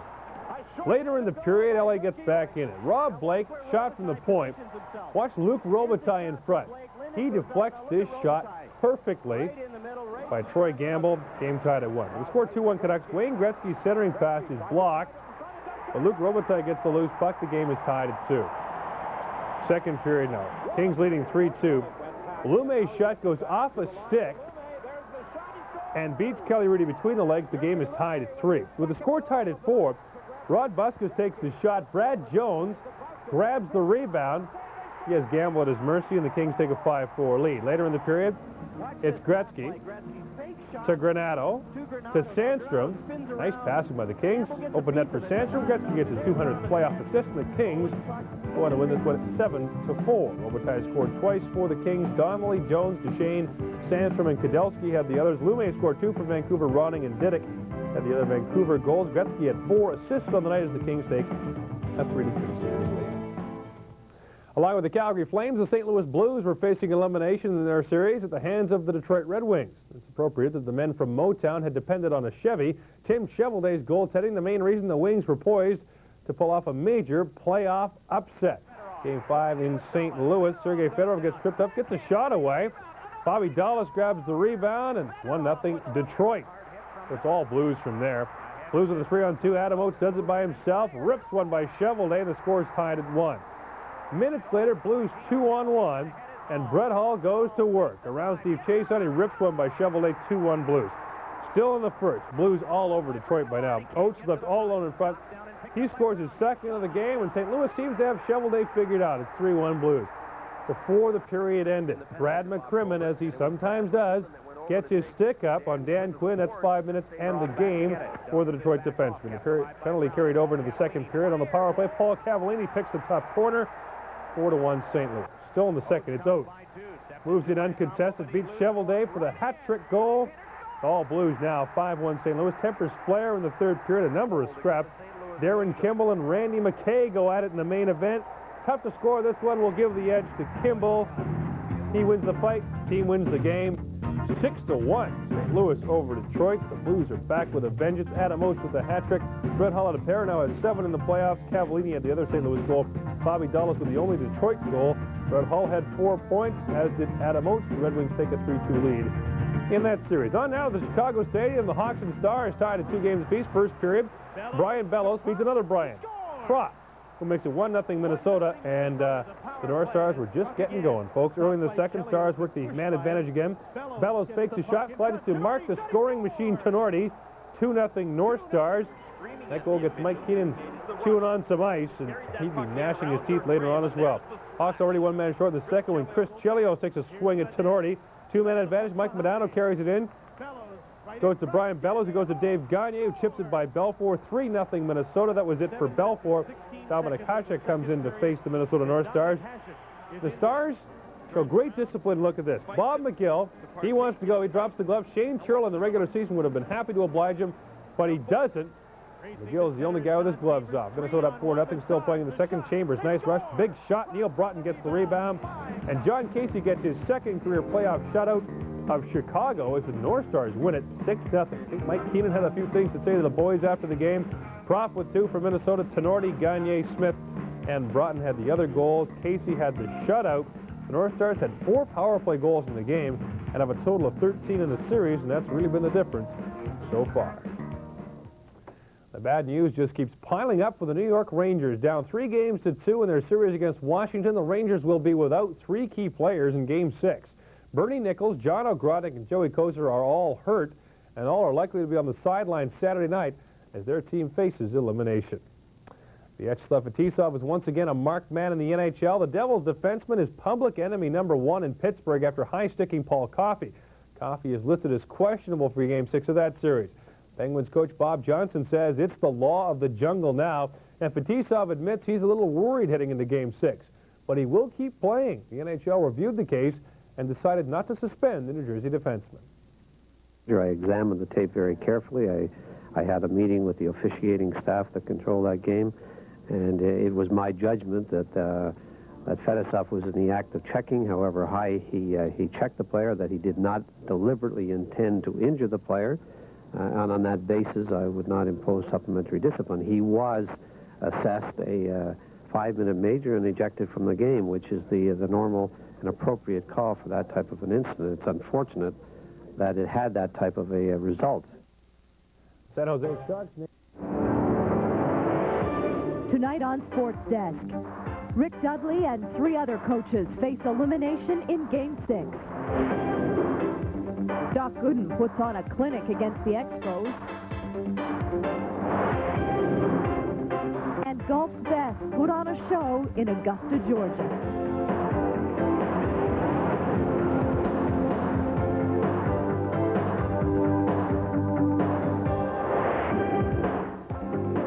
Sports Desk is brought to you by Mazda. It just feels right. And by Right Guard Deodorant. Anything else would be uncivilized. Sports Desk with Teresa Hergert and Gord Miller. Hello, everyone, and welcome to the show. Also ahead in the next 30 minutes, swimmer Mark Spitz makes his comeback at the age of 41. And a look at the changes in the National League East. But, of course, the biggest story tonight, the NHL Playoffs. The Montreal Canadiens looking to wrap up their series against Buffalo on the road tonight. That's right, Teresa. The Montreal Canadiens were in the driver's seat the last time the series went to Buffalo, but 2 straight losses at the odd allowed the Sabres back in the series and raised some serious questions about Montreal, especially in the area of goaltending. The overtime win over Buffalo Thursday night didn't answer all those questions, but once again, the Canadiens went to Buffalo with a chance to end the series. So the Sabres in familiar position with their backs to the wall at home in this series. Good news for Montreal in the first. Patrick Roy very sharp, making a couple of good saves there. Then in the second, Habs open the scoring. Denny Savard keeps the puck in, goes over to Brent Gilchrist, who makes it 1-0 Montreal. A little while later, Brian Skrudland called for cross-checking Pierre Turgeon from behind. The box is full of Habs. The Sabres have a 2-man advantage for 2 minutes, but the Sabres fail to score. Their best chance comes from Ken Sutton, but Patrick Roy makes a pad save. Later in the second, it is tied at 1. Shane Corson on the breakaway. His shot dribbles through the pads. Short-handed goal, 2-1 Habs. Before the second period ends, Montreal strikes in the power play. Andrew Castles lets the shot go. Corson gets his second of the game, 3-1 Habs. Then just 39 seconds into the third, Gilchrist steals the puck behind the net. Quick pass to Savard out front. Montreal takes a 4-1 lead, goes on to win it 5-1. The Canadiens take the series 4-2. Corson scored twice for Montreal. Gilchrist, Savard, and Riche had the others. Dave Snuggerud scores the only goal for the now eliminated Buffalo Sabres. Let's go on now to the Whalers-Bruins series. Chris Nyland and Mike Milbury looking very relaxed for this one. Knuckles Nyland, just over 3 minutes in, drops it for Nevin Markwart, who rips one past Peter Sidorkovich. Markwart's first of the playoffs, 1-0 Bruins. For the Whalers on the power play, Pat Verbeek goes to Mark Hunter. He scores, but in this, the year of the disallowed playoff goal, Kerry Fraser waves it off, said John Cullen gloved the puck ahead to Verbeek. Now watch Cullen on the ice. He did not glove that puck ahead. Big break for Boston. Still in the first. Ken Hodge to Bob Swinney. He moves in, waits for Sidorkovich to go down, and he goes up. 2-0 Boston. Early second now. Vladimir Ruzicka sends Dave Christian in. Nice speed and a great shot by Christian, who slides it out to Sidorkovich. Christian has now scored in 4 straight games, 3-0 Bruins. Meantime, Andy Moog outstanding in the Bruin goal. Watch the save here on John Cullen as he breaks in late in the period. How did that puck not go in the net? Third period now. The Whalers finally get one by Andy Moog. Right off the faceoff, Mark Hunter scores one that counts over the shoulder of Moog. The Bruin lead kept it 3-1, but they could not get another shot by him. Richards robbed here. The Bruins win the game 3-1 and take the series 4-2, despite the fact that they were outshot 32-16 by the Whalers. Markwart, Sweeney, Christian, and score for the Bruins. Hunter scores for the now gonzo Hartford Whalers out in 6. Now on to the Patrick Division semis, and for the New Jersey Devils, it was theirs for the taking. One more win against the Pittsburgh Penguins, and this series would be over, and the Devils could take a well-deserved break and wait for the Patrick final. With Mario Lemieux being checked to a standstill and Paul Coffey sitting out with an eye injury, things didn't look good for Pittsburgh heading into this game. Even goaltender Tom Barrasso was missing. He was out with a shoulder injury, so Frank Pietrangelo gets the call. In the first period, the Devils leading 1-0. Mark Recchi steals the puck, beats Kevin Stevens, and that ties this game up at 1. Later on in the period, Recchi and Stevens hook up again. Stevens gets his second of the game, and the Penguins take a 2-1 lead. Still in the first period, Peter Stastny all alone in front. Pietrangelo with a great glove save. And the Devils still trail 2-1. In the second, the Penguins leading 3-1. Stevens and Ron Francis, he gets a couple whacks at it. And the Penguins now lead 4-1. So with a score 4-2 Penguins, Claude Lemieux and Zeno Seeger work the give and go. Lemieux gets his 4th of the series, and the Devils trail 4-3. So with the momentum on their side, Lemieux to Boschman gets it past Pietrangelo, but referee Bill McCreary calls no goal. With a little bit of luck, the Penguins hang on to send the series to a 7th game. They win this one 4-3. Scoring for Pittsburgh, it was Stevens with 2. Yager, Francis for New Jersey with McLean, Weinrich, and Lemieux. Mark Recchi added 3 assists. So the Penguins now head back to Pittsburgh for the home ice advantage in that 7th and deciding game. Should be a good one. On to Washington now, and the Rangers facing elimination. First period, the Caps strike early and often. Dale Hunter to Dmitry Tristich. He dekes out Mike Richter on that one. Washington goes up 1-0. Just moments later, Kelly Miller from behind the net. He's got the wraparound. And the Caps go up 2-0. Still in the first, Mike Ridley left alone in front, and he beats Richter. Washington goes up 3-0. So Roger Nielsen pulls Richter, puts in John Van Beesbrook. Second period, Don Beaupre playing well for the Caps. A great save here on Corey Millen. And the score's still 3-0 for Washington, but not for long. New York finally solves Beaupre. It's Chris King with that quick wrist shot. Rangers now down 3-1. Late in the second, Washington up 4-1. Stephen Rice backhands this one home. 4-2 Rangers trailed after 2, so we'll take you to the third period, and the Caps run out the clock. Washington wins this one 4-2 and wins the series 4-2 and eliminates New York for the 2nd straight year. Scoring for the Caps, it was Kristich, Miller, Ridley, and Leach. For the Rangers, it was King and Rice. Dale Hunter added a couple of assists.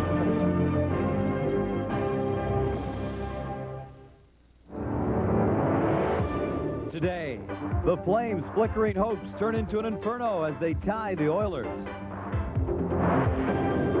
The Blackhawks find out the North Stars certainly are for real. And a terrific finish at the Masters.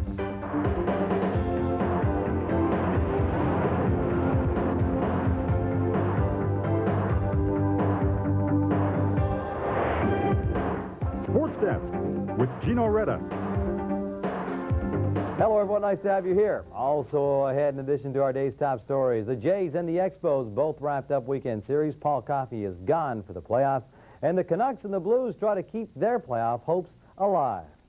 But first, the Battle of Alberta. The Flames just a loss away from getting knocked out in the first round of the playoffs for the second year in a row. Grant Fuhr has quietly slipped back into the starting goaltender's role and has led the Oilers to a 3-2 series lead. Game 6, Northlands Coliseum, and just like the previous 5, this was a physical affair. Mark Lamb takes out Calgary's Ronnie Stern. It's been physical. Midway through the first, great effort by Craig Simpson. He fights off Rick Natras, slides it in the far side, his second to the playoffs, 1-0 Oilers. Late in the period, Natras has Simpson lined up. Big collision. Both were actually shaken up. Both did stay in the game. They were fine. On to the second period. Theron Fleury with some room. He's stopped by Grant Fuhr. But Paul Ranheim is there for the rebound. Fuhr, no chance. Left all alone. The game's tied at 1. Minutes later, the Oilers look to answer back. Mark Messier lets one go, but Mike Vernon robs him with the glove. The Flames staying alive. Grant Fuhr, I say he was sharp. Look at this. Sticks out the leg to Rob Stern, 1-1 after 2. Third period now. Flames look to take the lead. Paul Ranheim on the breakaway. Fuhr, the only one, makes the stop. Score still tied. The game goes into overtime now. 4:40 into the extra period. Mark Messier, lead pass. But Theron Fleury picks it off at center. Fleury breaks in alone. On Fuhr. Scores. And with that, Calgary edges Edmonton by a score of 2-1. Game 7 set for Tuesday in Calgary. An overtime victory keeps the Flames' hopes alive. Ranheim and Fleury for the Flames. Edmonton's goal comes thanks to Simpson. The series tied at 3 games apiece. On to the Pacific Coliseum. Canucks in a must-win situation. Kings open up the scoring. Steve Duchesne rushes up ice. Lets the wrist shot go at the circle. 1-0 L.A. Things not looking good for Vancouver. Second period, Wayne Gretzky sends in Luke Robitaille. Robitaille burned by Gamble. Kelly Rudy solid at the other net. Robs Jeff Courtnall of a goal while he's facing the wrong way. No idea what it is. Sprawling like a fish, stops it. Still in second. Gamble stops Granato. Gretzky robs. Robbed by Gamble. Later in the second, Canucks break out. Doug Lister spots the trailer. Tom Curvers, nice wrist shot. Top corner, beats Rudy, 1-1 after 2, and the Canucks trying to keep their playoff hopes alive. In the third, Kings on a 2-on-1. Dave Taylor's pass won't go through, but he does score on the wraparound through the traffic. 2-1 L.A. with 6 minutes to play. In desperation, Vancouver pulls Gamble from the net, but Mike Donnelly fires into the open net. As a matter of fact, he added another empty net goal, and the L.A. Kings defeat the Vancouver Canucks by a score of 4-1. They advance to the next round of the playoffs. The Vancouver Canucks are gone. The Kings win the series 4-2, thanks to goals by Duchesne, Taylor, and a pair from Donnelly. Tom Curvers the only goal for the Vancouver Canucks. The Kings advance to the Smythe Final for the 3rd straight year. They were swept in the division final each of the last 2 seasons. They played hard, they played well, and you know, it was a tough series, but maybe it was what we needed heading into the next series. A 4 or 5 game series, if you win that, you know, you get a little overconfident maybe. You're not exactly prepared for playoff hockey, but we know what playoff hockey is now, and heading in the second round we'll be better prepared because of the way Vancouver played. Every game we played, we tried our hardest and we worked hard. I think the experience of the LA Kings, they didn't panic when they were down a little bit, and I think that kind of, you know, the tale was told right there. Elsewhere, Chicago and Minnesota, and on the edge of elimination. Tough to figure. The team that finished first overall could be eliminated by the team that ended up 16th and 38 points back. Discipline, a major problem for Chicago. The Hawks have given the Stars 47 power play opportunities. 14 of Minnesota's 20 goals in the series have come while the Hawks had someone in the penalty box. Discipline, a major problem. As I say, first period. Just after a Minnesota power play, Neil Wilkinson blasts from the point, beats a screened Ed Belfour. His first in the playoffs, 1-0 Stars. Just over a minute later, Bobby Smith to Brian Bellows. His first shot hits Chris Chelios, but he scores on the rebound. Third of the playoffs for Bellows, 2-0 Minnesota. More undisciplined play by Chicago. Troy Murray nails Basil McRae from behind. It's tough for the Hawks to score when they're playing shorthanded. That'll cost them 2 in the box, and it'll also John Casey giving them big trouble. Robs Chris Chelios on the rebound. Slams the door on Troy Murray. Still 2-0 after 2. Early in the third, the Hawks take another bad penalty. Dave Manson cross-check behind on Brian Propp. And the Stars make them pay. Dave Gagne centers to Bellows. Rips it past Belfour. The Stars tie a playoff record, most power play goals, 15 in the series. They've led 3-0. Mike Keenan, a little bit upset about the way things are going. He knows he's going golfing tomorrow. The Hawks do manage to get one. That made the score 3-1, but as the final seconds wind down, the Met Center goes crazy. John Casey is the hero as the North Stars eliminate the Chicago Blackhawks with a 3-1 victory. In game number 6, the North Stars win the series 4-2. Goal scorers for Chicago, Brown the only goal scorer. For Minnesota, Wilkinson and Bellows with a pair. North Stars win it 4-2. This is the first time in 20 years that the team finishing first overall has lost in the opening round of the playoffs. The last time was 1971 when the Montreal Canadiens upset the Boston Bruins. Now on to Detroit, where Tim Cheveldae found a new way to keep pucks out of the net. Not really, once the referee saw it. Unfortunately, the pucks didn't stay out of his net for long. Dave Tomlinson skates down the wing. He beats Tim Cheveldae with a low blast. 1-0 St. Louis. Bob Probert has played physical all series, and this night no exception. Bottom left-hand corner. Watch this. Probert nails Lowry. The second. Blues add to the lead. Jeff Brown at the point. Wrist shot beats Cheveldae. 2-0 for the Blues. Now in the third, Vincent Riendo, unbelievable in goal for the Blues. Here he makes the miraculous stop on Sean Burr. Still 2-0 St. Louis. Late in the third, Dave Lowry comes in on the breakaway, and he will beat Cheveldae, icing the victory by a final score of 3-0. The Blues win a must-win game by a final score of 3-0. They tie the series at 3 games apiece. Goal scorers Tomlinson, Brown, Lowry for St. Louis, and obviously nobody for Detroit. TSN will have live coverage of the game 7 in this series on Tuesday night. Only one series left to be decided in the first round play in the Wales Conference. The Penguins hosting the Devils Monday night in the 7th and deciding game. Pittsburgh will be without Paul Coffey. As a matter of fact, he's probably gone for the remainder of the playoffs. He has a scratched cornea thanks to Vyacheslav Fetisov's stick, and doctors say he would be risking his eyesight if he played again before it was fully healed. The Penguins may also be without their #1 goalie, Tom Barrasso. He missed Game 6 with an injured shoulder and may not be able to play Monday night. A reminder, you can see the final game of the Penguin-Devil series live right here on TSN beginning 7:30 Eastern on Monday night. Well, Alan Eagleson wanted to wait as long as possible before naming his team for next week's World Hockey Championship. Saturday night's elimination of Buffalo, New York, and Hartford was a start. But Chicago's early departure from the postseason is a very pleasant, unexpected surprise. And now he can draw from the Canucks as well. He's cutting it close, but as usual, the Eagle is optimistic. I'm hopeful that this year, entering the championship, with the quality of player that should be available within the next 48 or 72 hours, that we are a potential gold winner champion. Well, I'm really looking forward to it. I had a couple weeks off now, and I'm really anxious to get back on the ice and play for Canada. It's going to be a great experience for all of us, and hopefully we can win a gold medal. We're going to take a short break, but when we come back...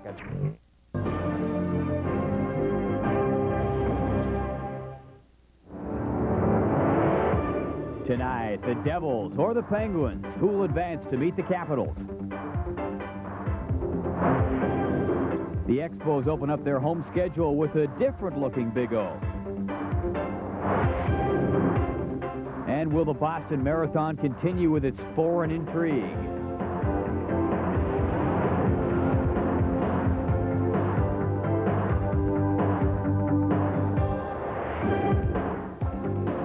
Sports Desk is brought to you by the people who know Canada best. Best Western Hotels, Motor Inns, and Resorts. Hello there, and welcome to Sports Desk. I'm Paul Romanuk along with Gord Miller.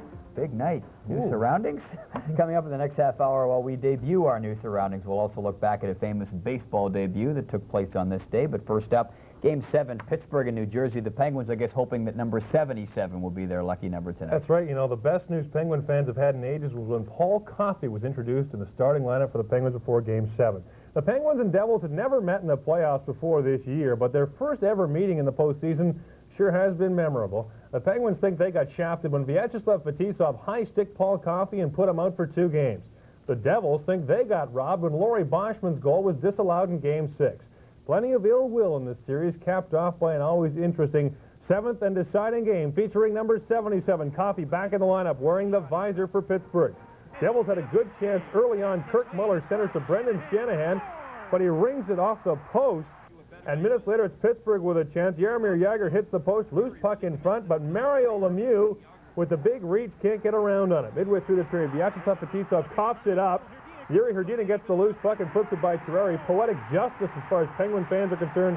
1-0 Pittsburgh. Late in the period, Pittsburgh on the power play. Jersey can't clear the zone.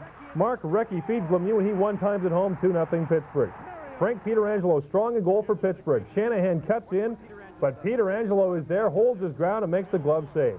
29 seconds into the second period. Penguins strike again. Phil Bourque out to Herdina. He bangs it just over the line, and Pittsburgh takes a 3-0 lead. Then early in the third, Paul Coffey in full stride. His shot goes in off Eric Weinrich's stick. 4-0 Penguins. Pietrangelo very busy in the third, but he shut the door on the Devils. Great sprawling save here.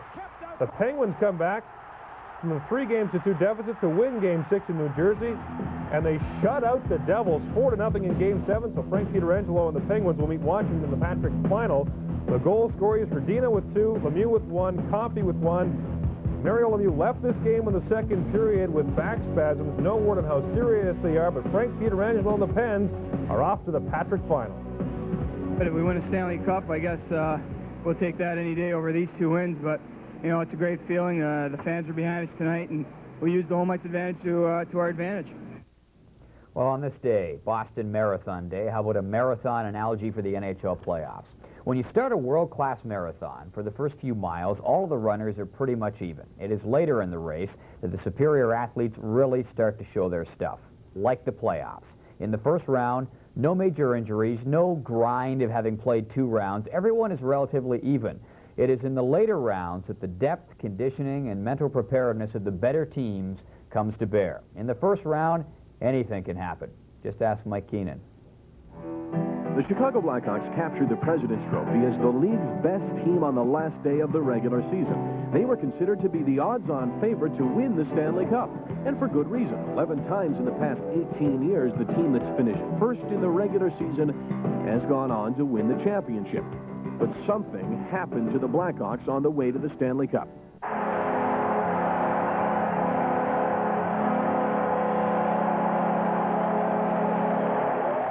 Minnesota upset Chicago in Game 1, 4-3 in overtime. Nobody got too excited, however, because the same thing happened a year ago. The Blackhawks lost the first game to the Stars, but bounced back to win the series in 7 games. This year, though, the Blackhawks did not bounce back, and last night in Minnesota, the North Stars ended Chicago's season. Minnesota took a 2-0 lead midway through the first with 2 goals in just over a minute. The North Stars went on to win the game 3-1, and took the series 4-2. It's the biggest upset in recent history. The last #1 team to get knocked off in the first round were the 1971 Boston Bruins. The Bruins were the defending Stanley Cup champions, but they ran into Ken Dryden and the Canadiens and were upset in 7 games. A decade later, in 1982, the Edmonton Oilers finished the regular season 2nd overall. They were expected to go to the final, but they were upset in the first round by the lowly LA Kings, who finished 48 points behind them. 4 years later, in 1986, Edmonton finished 1st overall. They made it past round 1, but ran into trouble in round 2. The Flames upset Edmonton 4-3, beating the Oilers on Steve Smith's winning goal in Game 7. Both in 1971 and 1986, the team that pulled off the upset advanced to the Stanley Cup final. Now, that may be a little too much to ask from the North Stars, but for now, it's their moment to savor.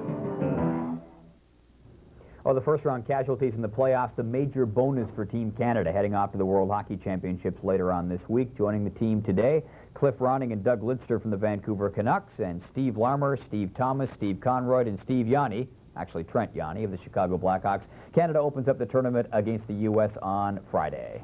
I guess Steve Martin wasn't available for Team Canada.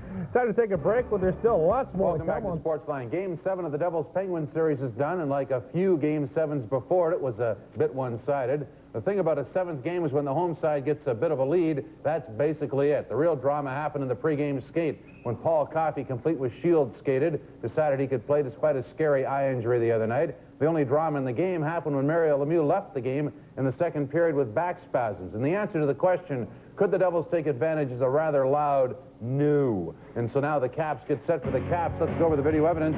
Here we go. Yes, folks. Elvis! The big L is back. Are you lonesome tonight? No, there's too many people there, you idiot. Talk about strange. Paul Coffey, who was supposed to be out for the season, was back tonight, along with a big L. Gets a slash from Claude Lemieux, and obviously Koff wearing the visor. Devils have a great chance early. Brendan Shanahan rips one off the goalpost. Then it's Fedosov with a big gaff here as he coughs up the puck, and it goes to Herdina, who banks it in off Fedosov's skate, and it's 1-0 for Pittsburgh. That is the game winner. Then with Pittsburgh on a power play, watch here, Pat Conacher can't handle it, plays it like Elvis. It's Mark Recchi to Mario Lemieux, who gets only his third of the playoffs, 2-0 Penguinos after one. And yes, folks, the fans are pumped at the Igloo tonight, and why not? Let's go to the second period now. Phil Bourque with a burst of speed, passes to Herdina, who gets his second of the game, 3-0 Penguinos after two. 56 seconds into the third period. Paul Coffey does his patented rush. That'll be the end-to-end variety. He goes right in on goal, takes a shot, goes off Weinrich's skate, and actually his stick, something goes off something on Eric Weinrich, and it's 4-0 for Pittsburgh. Devils looking to break the shutout. That was the only question. Kirk Muller to Bruce Driver. His blast is stopped by Peter Angelo, the Apostle. Unbeatable tonight, recovering after a busy Easter weekend. 4-0 Pittsburgh over Jersey is the final. Herdina had 2 goals. Lemieux and Coffey with the singles. Penguinos win the series 4-3. Peter Angelo had 27 saves and an assist. And Pittsburgh will now host Washington. The Patrick Division final starts Wednesday night at 7:30. The other final in that conference, the Adams Division final, Montreal and Boston at 7:35. And things could go either way in a lot of those series. I should point out here that a lot of the rough stuff we saw in the first couple of, well, in the first series in all divisions except for the one with Calgary and Edmonton continues. Pat Verbeek, you remember he punched Sweeney of Boston. Sucker punched him. Yeah, he's going to be dealt with tomorrow. But one thing I hope that does happen in the second round and the Game 7s tomorrow night is the stick work gets dissipated. It's brutal. You're right about the Calgary-Edmonton series. All the other series should be watching these guys, and this is how we should be playing hockey. Absolutely. We watch the games, and I mean, there's a lot of elbowing and the odd, knee or that type of thing, but I'm not saying that that's good, but if you're going to play high-intensity hockey, if you leave the sticks down, the hitting is going to be more part of the game. I mean, any kind of stick work, you're asking for trouble. I think a nice moment also tonight was when Coffey shook hands with Fedosov, and, I mean, obviously his team won, and he seems to be okay, so he's kind of going, don't worry about it. I'm not sure his reaction would be the same had the Pens lost to New Jersey tonight and Fedosov would have gone on. Who do you like between Pittsburgh and Washington now? I'd have to say Pittsburgh, only because, excuse me, I'm choked up about this prediction. Only because they have the forwards who can put the puck in the net. That's Washington's downfall, without a doubt. Yeah, but Washington's got the hot goalie, Don Beaupre. Mind you, I don't know about Frank Pietrangelo. He's played extremely well the last 2 games he was called on. Niagara Falls lad, and sometimes that kind of momentum. Also, there's something about a team that goes 7 games in the first round. If you go the full 7, for some reason, if you survive that, you get better and better. Yeah, I think not saying Washington had an easy time with the Rangers, but sometimes when you get that extra day of rest, it's not beneficial. I think Pittsburgh's going to, from this, with Coffey back, with Peter Angelo playing well, hopefully with Lemieux coming in, I think I'd like them to knock off Washington. Boston, Montreal, now that's another story because... You know, I mean, most would say that Boston's the better hockey team, but... I don't know about that. Montreal's probably the most efficient roster in the league and has been for about 5 years. They don't have a lot of talent. What they do have, they use to the ultimate, and with Rouen, and that's... So we agree on the halves, then? If they can if they can keep Boston from bumping them around, they can win that series. Yeah, I got to believe Patrick Roy, his lousy games are behind him, and he's going to be Boston's much more beatable this year than they were last year. Okay, we both like Montreal, and we both like Pittsburgh. Well, let's turn to the boys of summer now, even though it still feels like the dead of winter. TSN is your ace in the hole. Join us for all the tee to green coverage.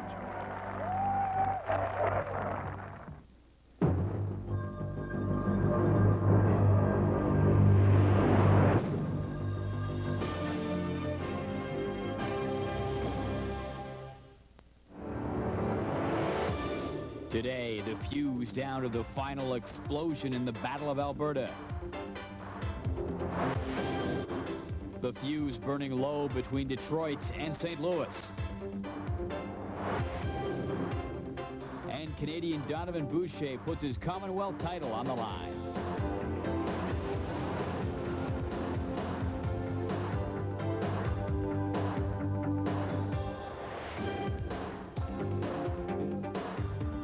Hello there, and welcome to Sports Desk. I'm Paul Romanuk. The Stanley Cup Playoffs, front and center, right on the front page tonight. We'll also take a look at baseball highlights, and we'll have all the NBA scores for you as well.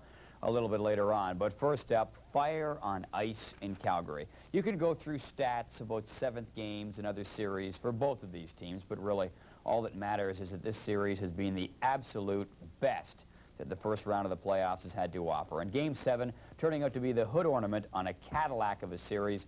Brilliant, entertaining hockey. First period, Martin Gélina intercepts a Rick Natras pass, and Mike Vernon with a great grab. Later in the period, Flames with pressure. Robert Reichel beats Grant Fuhr. The Flames are up 1-0. With the score 2-0 to the Flames, Paul Ranheim to Theron Fleury. 3-0 Calgary. They burned out of the gate. John Muckler calls a timeout, tries to settle things down. The Oilers brass watching the season slip away, but the timeout seems to have helped the Oilers. Esa Tikkanen with the jump start, with that shot from just inside the blue line. Oilers down 3-1. Second period, Flames leading 3-2. Craig McTavish, but watch in front. That was Esa Tikkanen who tipped it home. The game's tied at 3. Ranheim and Wilson now 2-on-1, and Grant Fuhr, spectacular save. And the Flames keep on. Tremendous pressure. Looks like they have a power play the way they're dominating. And Grant Fuhr continues to sparkle with save after save after save. Edmonton finally gets control, and it's 3-3 after 2, and then they have a bit of pressure themselves, forcing Mike Vernon to come up big, but Anatoly Semenov bangs home the loose puck, and the Oilers take a 4-3 lead. Suddenly the Oilers brass standing up, and they stand up to watch the Flames sit them right back down. Ronnie Stern scored, and then Joe Nieuwendyk with great moves near the end of the game. He couldn't score. In overtime, Esa Tikkanen does score. And a quick release. The Oilers win it in overtime. Esa Tikkanen with the winner. 5-4 is the final score in this game. Just a brilliantly played hockey game. Fuhr was great. Vernon was great. The Oilers now go on to meet the Los Angeles Kings in the Smythe Division Final. It was one of those games, one of those battles where it was tough to have to look at a losing team. Well, it was a character win, and it was a tough series, and I have to congratulate Calgary. They played a great series. I said right from the start that they had the most talent in the National Hockey League, and they played like a club with a lot of talent, and sure they're sad about the loss, but they should be very proud of their hockey club. I was getting little around there in red and blue line, and coming in, and I was thinking about the pass in Peter Klima first. He was going wide in the net there, and then I changed my mind. I tried to shoot the puck in the net, and I was surprised that going net. You know, it's frustrating, there's no doubt, when you can leave the first period and up 3-1 and just kind of let it slip through your fingers. But, you know, you got to give this dressing room a lot of credit, a lot of heart here and a lot of character. We fought, we didn't hang our heads, and we just kept on coming, and it was a rough series, it was a tough series, and, you know, it's an unfortunate goal at the end, but this series could have won either way. You can color that series brilliant. Now you can tee it up for the Oilers and the LA Kings. Color that series brilliant. Color this one red, as in the red uniforms being worn by the Detroit Red Wings, as in red, the color that the favored St. Louis Blues were seeing when they were down 3-1 against Detroit. And red, as in red with embarrassment, the way the Red Wings would feel if they lost the series after leading by a margin of 3-1. Game 7, another great hockey game, although not quite as great as that one between Edmonton and Calgary. The arena is hopping and sold out in St. Louis. Blues open the scoring. Adam Oates to Dan Quinn. Drills it past Tim Cheveldae. 1-0 St. Louis. Later on in the period, Sergei Fedorov given the rough ride by Jeff Brown. Fedorov doesn't like it, and he returns the favor. But he gets caught and gets 2 minutes. Second period, Garth Butcher gives Steve Yzerman the rough ride into the glass. And he gets the gate. Then in the ensuing power play, Yves Racine with the shot, and it's 1-1. Late in the second period now, 21 seconds to play. Oates to Hull, and he's away. That's his 8th of the playoffs. 2-1 Blues after 40 minutes. Third period now, and the Blues strike again. Paul Cavallini. Paul Cavallini in front, shoots it. And Rich Sutter scores in the rebound. 3-1 Blues. The Wings get that back, though. Jimmy Carson in clean. It's 3-2, the Red Wings trailing. Late in the game, all kinds of pressure. Steve Yzerman scores, but the play had been called offside earlier. The whistle had gone, so it was waved off, and all that was left to happen was for the final seconds to tick down, which they did. And St. Louis defeats Detroit by a score of 3-2. The Blues go on to meet the upstart Minnesota North Stars in the Norris Division final. It should also be a great series. We are seeing some great hockey so far in the playoffs. Well, Mario Lemieux's back in absolutely no shape to carry the Pittsburgh Penguins through another round of the playoffs. Back spasms putting him on the sidelines, and word is he may not be able to play in the division final. A costly 7 games for Pittsburgh, for sure. They lost Paul Coffey, goaltender Tom Barrasso, and defenseman